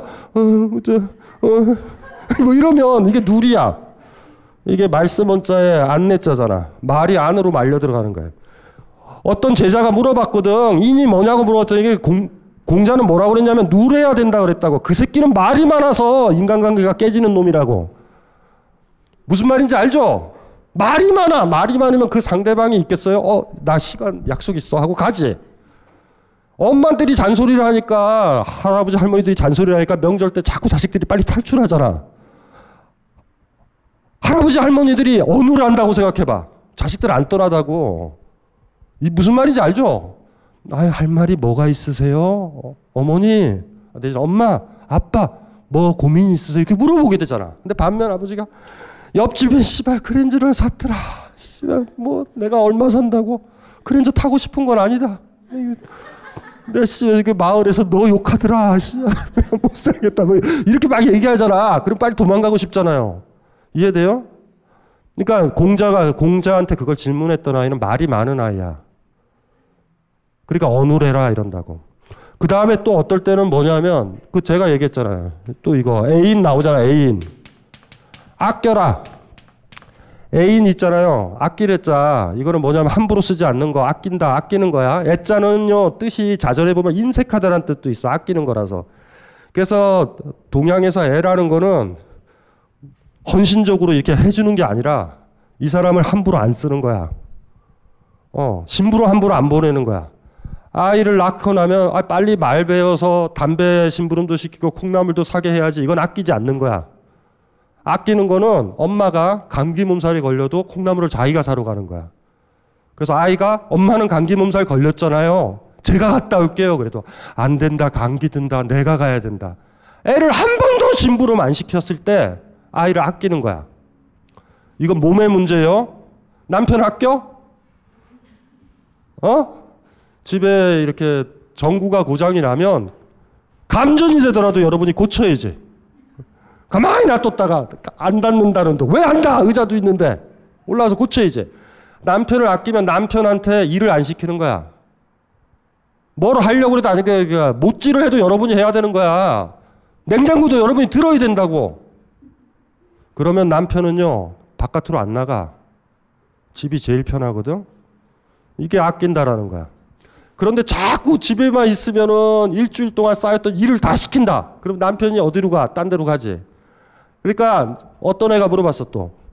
선생님, 인이 뭐예요? 사람을 아껴라. 이 제자 새끼는 막 쓰는 거야. 두 사람의 관계가 깨지는 거야. 두 사람의 관계가. 이게 두 사람이라는 건 대립된 관계가 아니라 나와 아이, 나와 아내, 나와 남편, 나와 친구.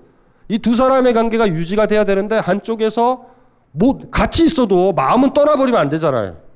건성으로 들으면 안 되잖아. 이해되죠? 뭐 이런 거. 이게 인이에요. 요거는 그런데 공자가 이 인의 대상은 여자나 소인은 아니야. 나는 여자나 소인한테 이랬다라고 그랬으면 난 좋았다고 봐요. 그런데 대인 사이에서 바깥에 나가서 가오 잡는 거야. 이렇게 한마디로. 조심조심하고. 무슨 말인지 알죠? 그렇게 되면은 그 공자가 꿈꿨던 거야. 유학이 그런 거예요. 깔끔하지 않아요? 그래서 그 유명한 얘기가 있어. 논어에. 제가 남자라는 얘기했어요. 남자.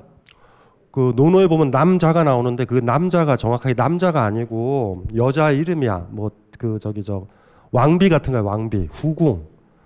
그 남자라는 그리고 공자가 주유천하를 이렇게 했는데 이렇게 제후를 만날 때 그래도 제자들이 있으니까 먹을 것도 필요하고 좀 이렇게 선생님 그래도 오셨네요. 어디에 계세요? 그러면 제자들이랑 저 성문 바깥에 있습니다. 그러면 왕이 돈도 주고 뭐 이렇게 해가지고 제자들한테 야 그래도 내가 간직에 채택은 안 됐지만 너희들한테 돈은 좀 가져왔다. 뭐 이래야지 제자들이 있는 거 아니야.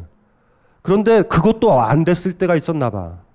그래가지고 그 나라 제후, 제 나라일 거예요. 그 제후의 애첩이 남자라는 여자가 있었어.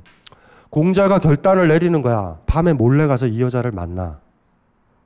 그때 공자의 수행비서가 누구냐면 자로예요. 자로. 그러니까 일종의 비서실장과 경호실장. 뭐 박정희로 따지면 차지철. 뭐 이런 거지. 거기 갔는데 평상시 뭐라 그랬어? 여자와 소인은 멀리하라 그랬잖아. 그러니까 얘를 데리고 갈 수는 없는 거야. 그리고 공자는 등치가 좋고 여자들이 봤었을 때는 혹할 수 있는 외모를 가지고 있었던 사람이고, 남자가 공자를 좋아했던 것도 약간 성적인 것 같아. 느낌적 느낌에. 그래가지고 자로를 두고 공자가 그 남자를 만나러 가요. 아무도 모르지. 근데 자로가 정신을 차려보니까 공자가 없는 거지. 한참 지나서 밤늦게 들어온 거야. 어디로 가셨냐고. 거기 가서 뭐 했냐고 자로가 따져요. 그랬을 때 공자가 그거 대답을 안 하고 하늘을 보면서, 그러니까 이 앞에 삭제된 거 이거야. 내가 네가 상상하는 것처럼 그런 짓을 했다면 하늘이 나를 미워할 것이다. 하늘이 나를 미워할 것이다. 라는 멘트를 남기는 논어 구절이 하나 있어. 제가 제일 좋아하는 구절이에요. 그래서 그날 남자랑 밤에 무슨 일이 있었을까? 이런 게 저의 궁금증이죠. 그래가지고 대학원 시절에 이 얘기를 했다가 선생님들한테 개박살 나고, 너는 항상 쓸데없는데 해가지고. 아니 난 진짜 궁금했거든. 한 번은 왜냐하면 그 여자가 권력자의 애첩이잖아. 그리고 혼자 갔다라는 게 뭐겠어요. 제자들 안 두고. 내 생각이 가한가? 이거 분명히 맞다. 그날 무슨 일이 있는지 모른다. 진짜 모른다. 이건 최순실 게이트랑 비슷한 거예요. 내가 봤을 때. 공자의 게이트가 하나 있었어. 그래서 나중에 논어를 넘기면 남자라는 사람 찾아봐요. 구절에서 자로가 막 화내. 선생님. 왜냐하면 그 당시에는요, 다른 학파들이나 이런 사람들이 막 기습하고 학단을 몰살시키기도 했거든. 그 자로라는 애가 걔를 계속 지키고 있었거든. 근데 자로를 유일하게 한 번이에요. 항상 어디를 가나 자로가 옆에 있었거든. 이 자로라는 제자가 황당한 거지. 어디로 갔냐고. 근데 한번 생각을 해봐. 남자가 자기에 대해서 흑심이 있고, 그리고 흑심에 일정 정도 대응을 해서 경제적인 걸 좀 받으려고 그랬던 것 같은데, 그 옆에 자로가 있다고 생각을 해봐. 남살스럽지. 그러니까 논어는 이런 거예요. 그냥 체계감. 자, 이 유학을 2인 있죠. 2인. 두 사람의 관계를 완전히 분절하지. 우리가 관계를 보면은 별거 아니다. 여러분이 군주면 다른 사람은 신하고, 여러분이 신하면 다른 사람은 군주야. 여러분이 남편이면 다른 사람은 아내고, 여러분이 아내면 다른 사람은 남편이다. 여러분이 엄마면, 부모면 다른 사람은 자식이고, 여러분들이 자식이면 누군가의 엄마가 있는 거야. 이거에 다 빠지지. 이 관계를 완전히 끊고 출가하는 게 불교예요. 근데 불교가 당나라의 패권을 차지하고 있는 거야, 지금 계속. 이렇게 생각을 하는 거죠, 이렇게.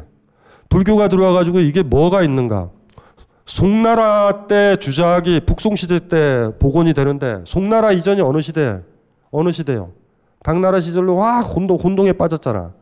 항상 중국 사람들이 이렇게 생각했어. 윤리와 강상이 땅에 떨어졌기 때문에 오랑캐가 침범한다.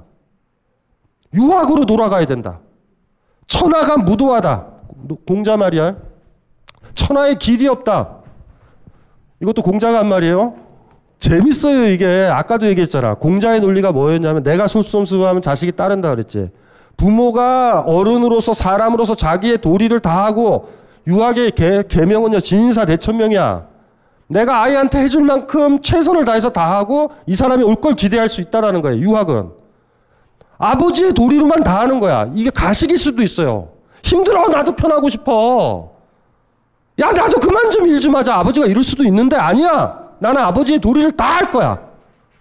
그럴 때 자식의 도리를 요구할 수도 있거나, 요구는 안 하지만 이 사람도 자식의 도리를 하게 되는 거예요. 도리가 있는 거예요. 도리가. 선생의 도리가 있고 제자의 도리가 있어.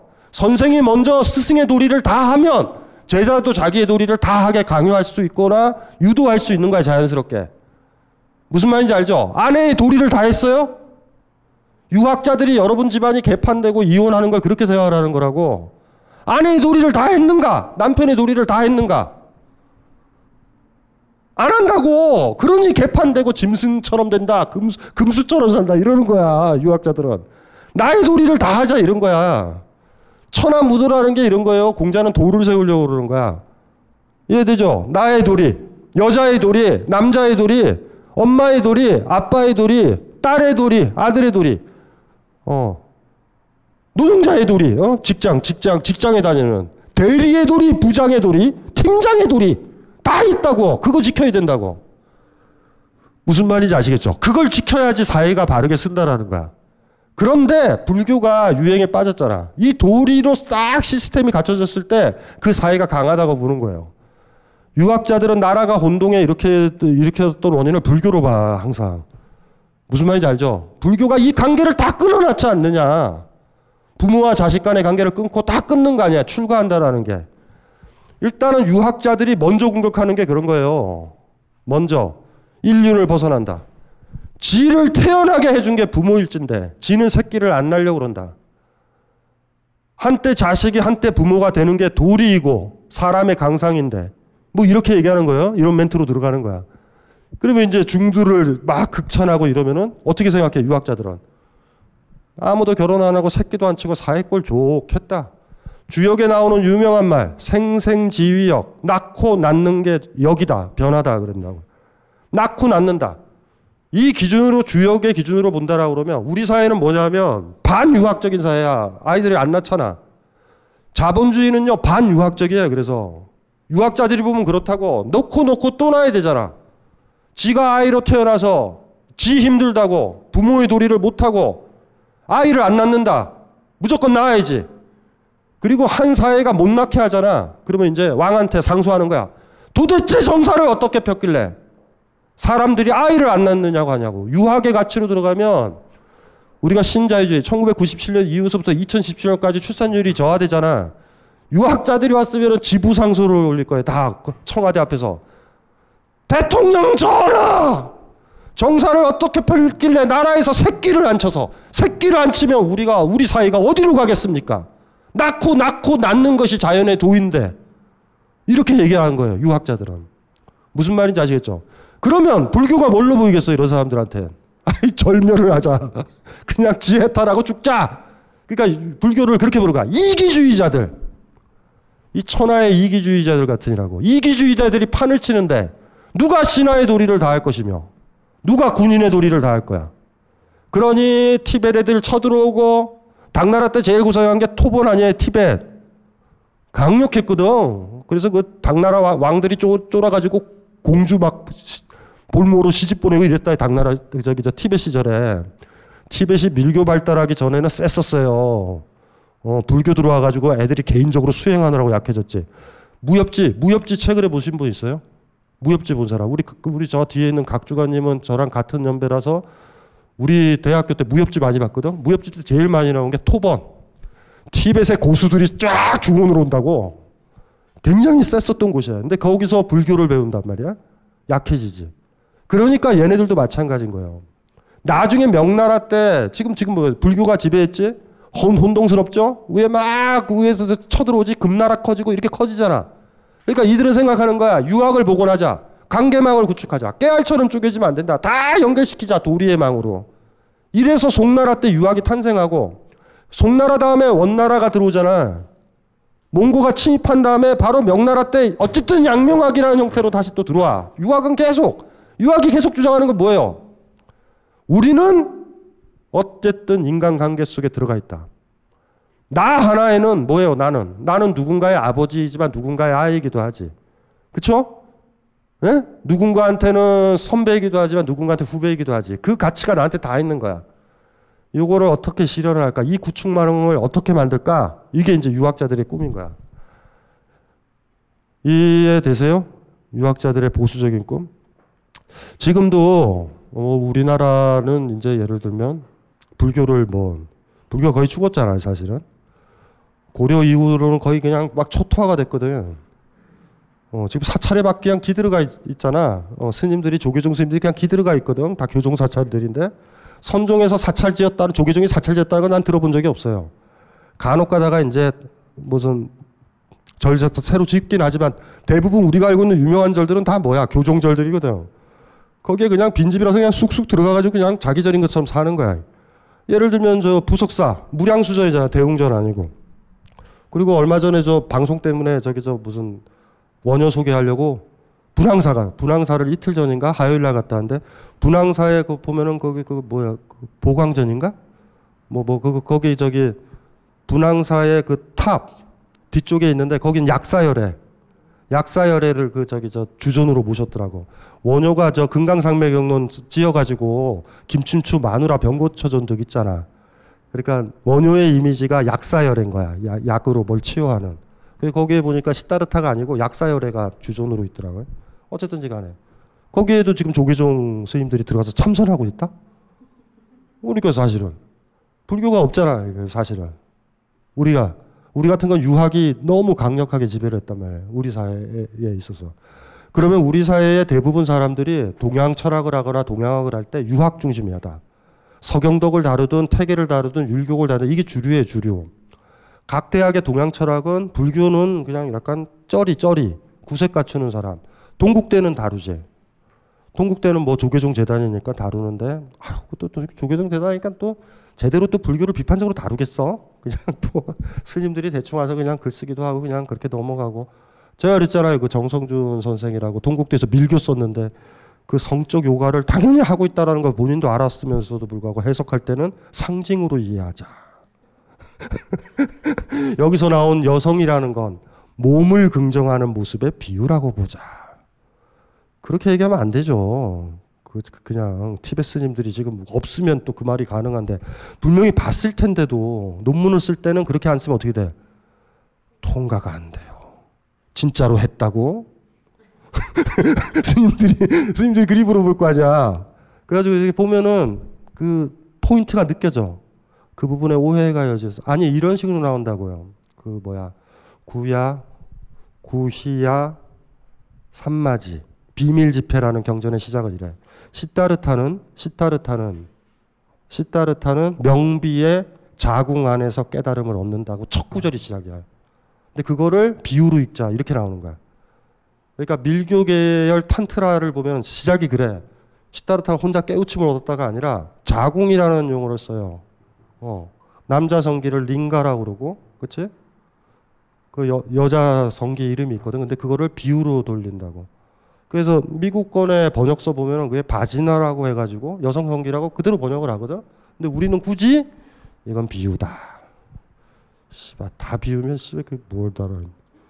아니 어쨌든 신유학이 왜 대두되는 유학이 왜 대두되는지 아시겠죠? 또 유학이 왜 섹시하냐면 지주들 봐봐. 지주들 자기 농사 짓잖아. 김유정 아시죠? 김유정이라는 사람이 그 어디 사람이야? 옥천 사람이죠. 옥천. 충북 옥천 출신의 동지사대, 일본 동지사대 출신 수재라고. 지금처럼 대학생이 지금 돌만 던지면 맞는 건 다 대학생들이잖아. 옛날에는 있잖아. 홍수가 나고 지진이 나도 대학생이 죽을 가능성이 별로 없었어요. 별로 없었거든. 거기다가 연희 전문이나 경성이 아니라 동지사대라고. 그 옥천 출신이잖아. 이 사람이 보면은 시골 소설도 김유정이 많이 쓰잖아요. 근데 김유정이 왜 시골을 발견하냐면 제가 그랬어. 누구지? 정지용 착각했어요. 정지용 아시잖아요. 향수 쓴 사람. 이 사람이 일본에서도 생활했다. 일본 대도시에서 생활하고 경성에서도 생활했던 사람이야. 이렇게 생활을 해야 시골이 특이하게 보여요. 그래서 모든 시골 소설 쓴 사람은 도시 사람들이라고. 시골에서는 시골 소설을 못 쓴다니까. 그냥 살지, 속 키우고. 무슨 말인지 알죠? 도시에 있었기 때문에 그래. 실질적으로 정지용이라든가 이런 모든 작가들의 시골을 좀 많이 썼던, 김유정도 그렇잖아요.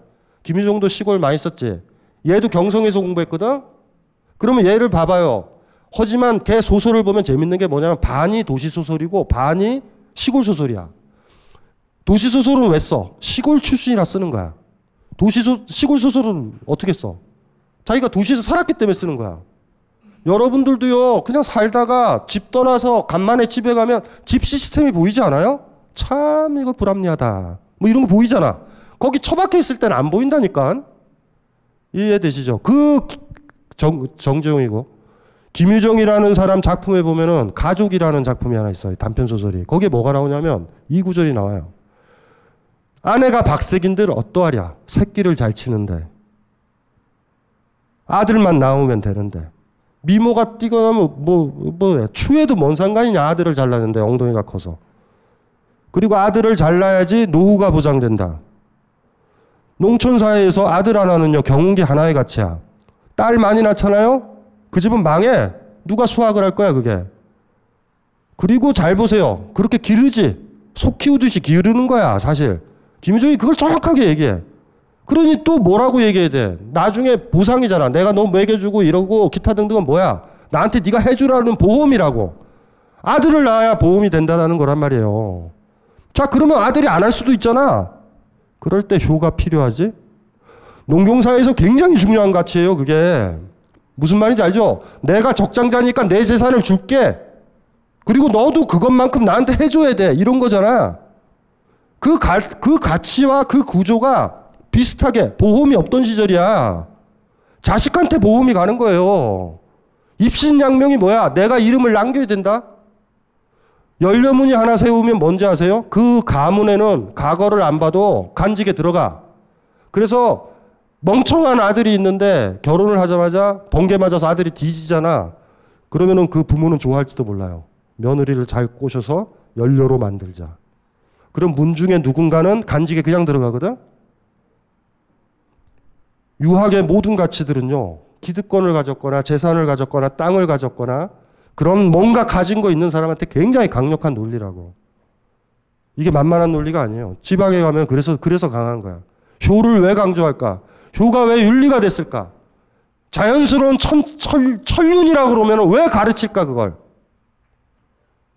아니라는 거예요 그게. 그래서 가르치는 거야. 부모한테 인사하게. 온정선신이라고 그래요. 온정선신. 뭐냐면은 옛날에 자식은요 부모보다 먼저 빨리 일어나야 된다고. 그래가지고 항상 손을 넣어봐서 왜? 온돌이 뜨겁냐 차갑냐를 확인해서 불을 떼야 된다. 부모가 잠들어 있었을 때, 부모가 깨어 있었을 때 아이가 잠들고 있으면 안 돼. 그 가치를 엄청 가르치거든요. 한나라 때 효경이란 책도 나오잖아. 효를 왜 이렇게 강조했을까? 이렇게 생각합시다. 연료문을 왜 이렇게 강조했을까? 연료가 없으니까. 연료가 없어요. 한반도 여자들은 뜨거워. 몸이. 연료 안 생겨. 그러니까 연료문을 만들지. 효가 천륜이라고요? 천륜인데 왜 그걸 배워? 천륜 아니에요. 고양이들만 봐봐. 쿨하게 헤어지잖아. 고양이 어미들 보면 길냥이들 보면은 새끼 여러분이 이쁘다고 한번 손 쓰다듬어주면 씨발 이상한 인간 냄새 나네 하고 안 돌보고 버려. 무슨 말인지 이해되시죠? 천륜이 아니에요. 개체와 개체가 이렇게 연결이 분리가 되잖아. 없다고 다 억지로 하는 거야. 다 억지로. 이게 이제 심각한 거죠. 이게 심각한 거지. 이게 유학이라는 것이 그래서 그 가치가 굉장히 센 거예요. 그 김유정의 그 소설에서 나왔었던 거 그게 그대로라고. 아내가 박색이면 어떠랴. 아들을 잘 낳는 것을. 미래에 도움이 된다. 자기 노후에. 요 얘기가 경성 시절에 나온 거야. 저도 큰아들이었잖아요. 우리 집이 가난해가지고 저희 아버님, 어머님이 저 공대 보내려고 그랬다. 공대. 저랑 무관하게. 나를 뭘 사랑해요, 사랑하긴. 저 큰아들 저 새끼인데 씨발 자꾸 뭐 사회학과 간다 그런다 저 새끼 저거. 상의도 안 해요. 당신들이 가가지고 쑥 바꿔 문과에서 이과로. 그래가지고 나중에 이제 철학으로 해서 논문 쓰고 이렇게 좀 잘 되니까 저희 뭐 아버님이랑 어머님이 네가 이 길로 가야 될 것을 내가 많이 돌아가게 해서 미안하구나. 뭐 이럴 때는 내가 용돈을 많이 드렸을 때야. 뭐 그러고 사는 거예요 그냥. 그게 본질이란 말이야. 그 사실은. 부모한테 천륜이 아니라 돌볼 사람이 없으니까 돌보고 있는 거죠. 그게 정답이라고. 믿어요? 이렇게 가슴속에 우러나? 아이고 그래도 그나마 인연이 있는 나도 안 돌보면 누가 돌볼까나 이래서 돌볼 거지 뭘 씨에 그거를. 저는 제 동생이 잘 돌보면 안 가잖아. 네가 돌보니? 그러면 나는 쉬고. 내 동생이 안 가면 내가 가는 거고. 내가 안 가면 누이가 가는 거고. 이렇게 돌려막기 하는 거죠 뭐. 그리 돌봐주는 거지. 하지만 바닥에는 뭐가 흘러야 돼? 우리는 가족이고 우리는 사랑이고 우리는 피가 연결돼 있고 뭐 이런 거지 뭐. 그냥 남루한 얘기들이라고. 우리나라를 묶기 위해 가지고 막 단군 신화 나오듯이 단군 신화. 그 굉장히 그 일본의 창세 신화랑 비슷하단 말이에요. 그게 없었던 건데 일제 시절 독립운동하다가 훅 다 만들어지고. 그럼 그거 배우면 돼. 배우면 다 해결돼요. 뭐 어려워 그냥. 배운단 말이야. 효가 천륜이라고? 아니에요. 아니라고. 그런 거 아니야. 전혀. 다 배운 거야. 배워야 돼. 그러니까 자꾸 배우는 거니까 어기게 돼. 그래서 이렇게 어기게 되는 게 인간의 모습일까? 실수하게 되는 게 인간의 모습일까? 퍼펙트하게 외운 대로 기계처럼 움직이는 게 인간의 모습일까? 전 잘 모르겠어요. 무슨 말인지 알죠? 어떤 공장에서 너무나 능숙하게 조립을 잘하는 사람을 보면 이미 기계가 된 것처럼 보여서 인간 같아 보이지 않는데, 근데 자꾸 일 실수하고 뭐 쏟고 이러는, 음식 못하고 태우고 이러는, 이게 인간의 모습일까? 뭐가 인간의 모습일까? 이게 그러니까 근본적으로 사회와 관련돼서 인간이 고민해야 되는 거야. 연료문을 받아서 연료라고 자해물 하고 연료로 살아가는 여자가 정상일까? 연료문은 있지만 밤에 몰래 가서 김서방을 만나는 그 여자가 정상일까? 어느 쪽이에요, 여러분들은? 김서방? 그러니까 수종주의. 그 수종주의의 길도 선택하는 거지. 연료는 연료인데, 그러니까 낮 연료, 낮의 연료와 밤의 연료가 달라. 낮은 연료, 밤은 핫걸.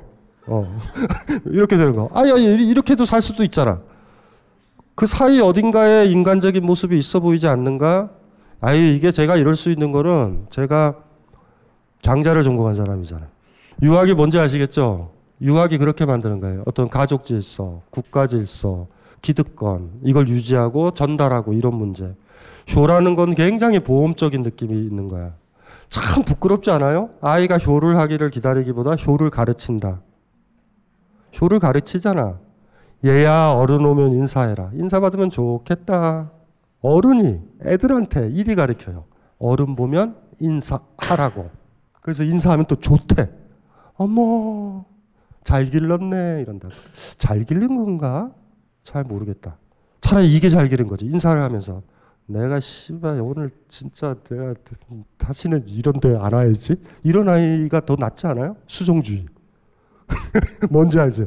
진짜로 슬픈 거는 인사를 하고서 온 마음으로 어른이면 다 인사를 해야 된다고 하는 아이가 있다면. 어때요? 유학 배우고 싶어요?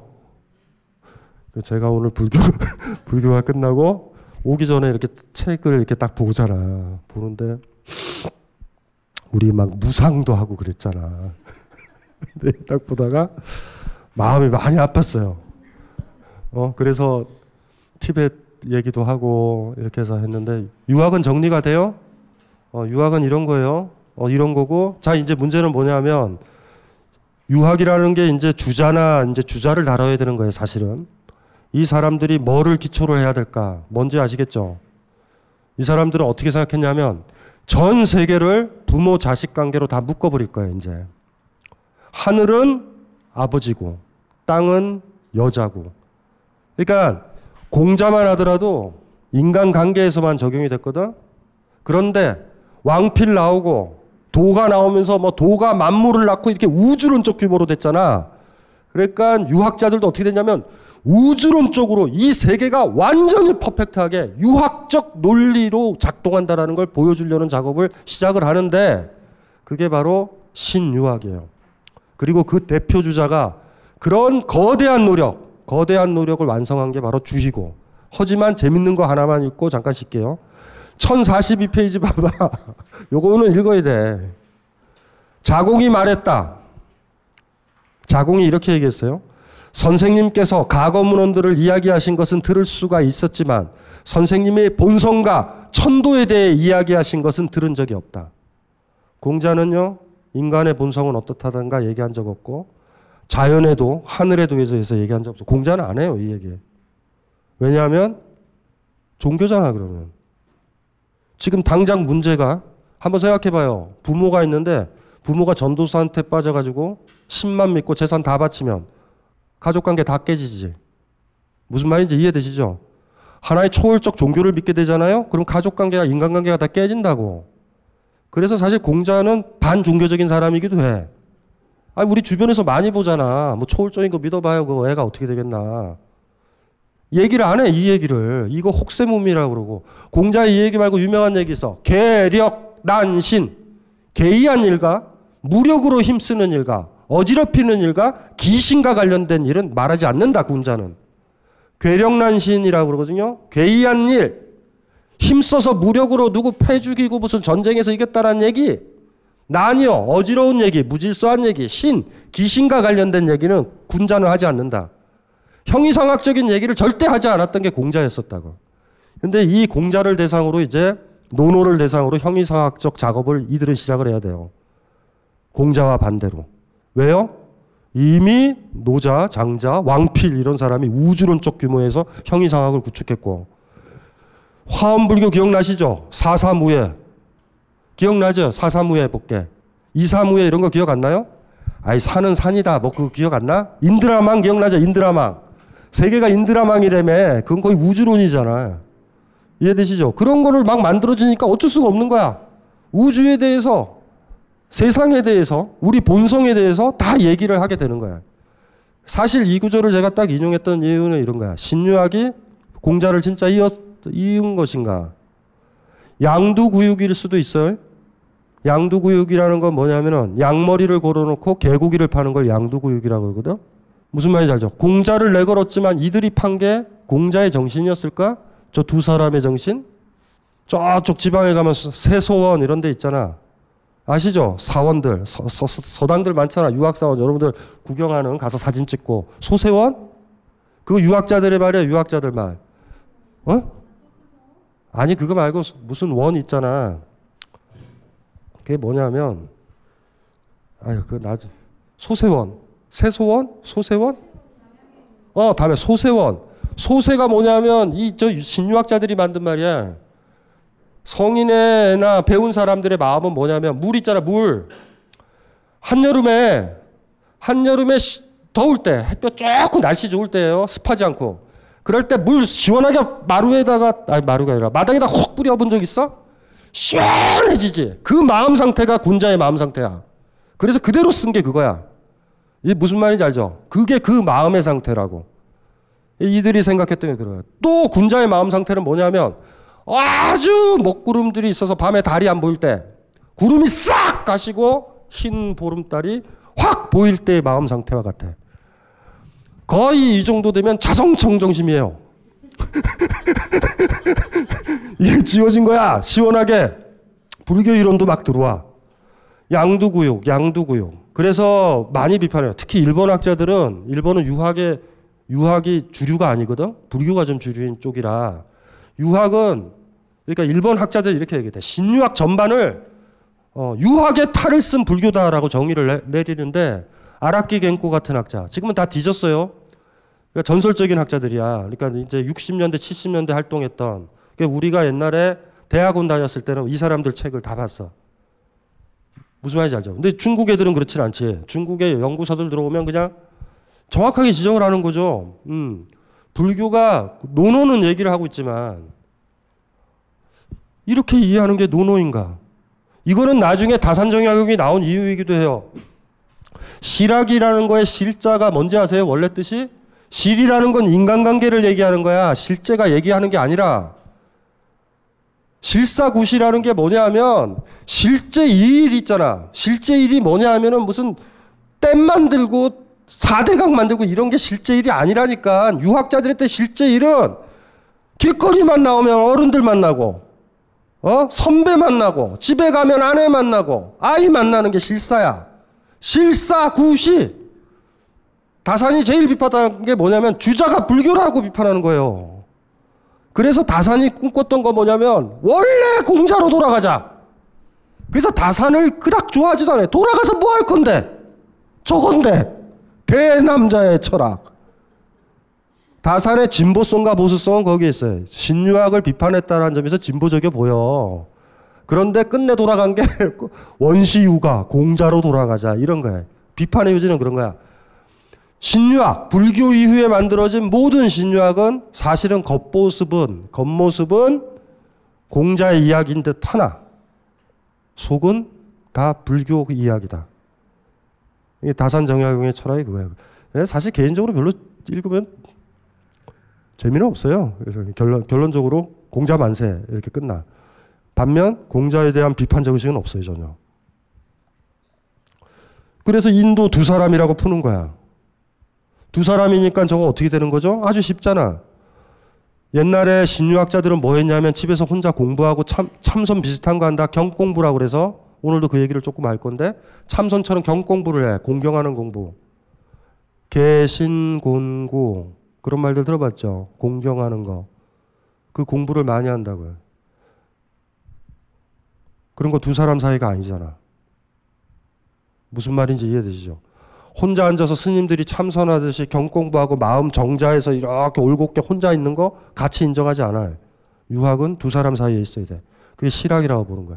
우리가 실학에 대한 오해가 많다. 국사책에 보면은 무슨 뭐 물레방아 만들고 뭐 그런 거 있잖아. 땅 만들고 그러면 그게 실학이래. 그래서 자연과학이래. 뭔 개소리예요. 그런 거 아니에요 전혀. 실사구시라는 말에 실사라 함은 일륜관계를 얘기하는 거예요. 그거는 다산도 얘기를 한 거야. 근데 초창기 때 다산 소개하면서 그 실학이라는 말이, 그러니까 실학의 반대말이 뭘 것 같아? 허학. 실이 꽉 찬 거, 내실이 있다. 허실이잖아. 허학이 뭐냐면 주작이야.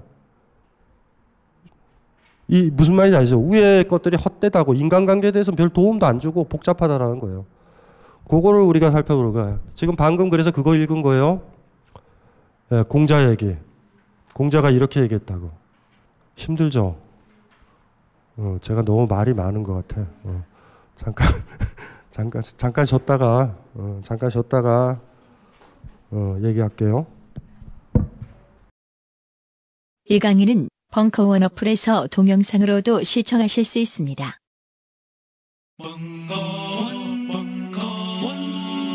벙커원 라디오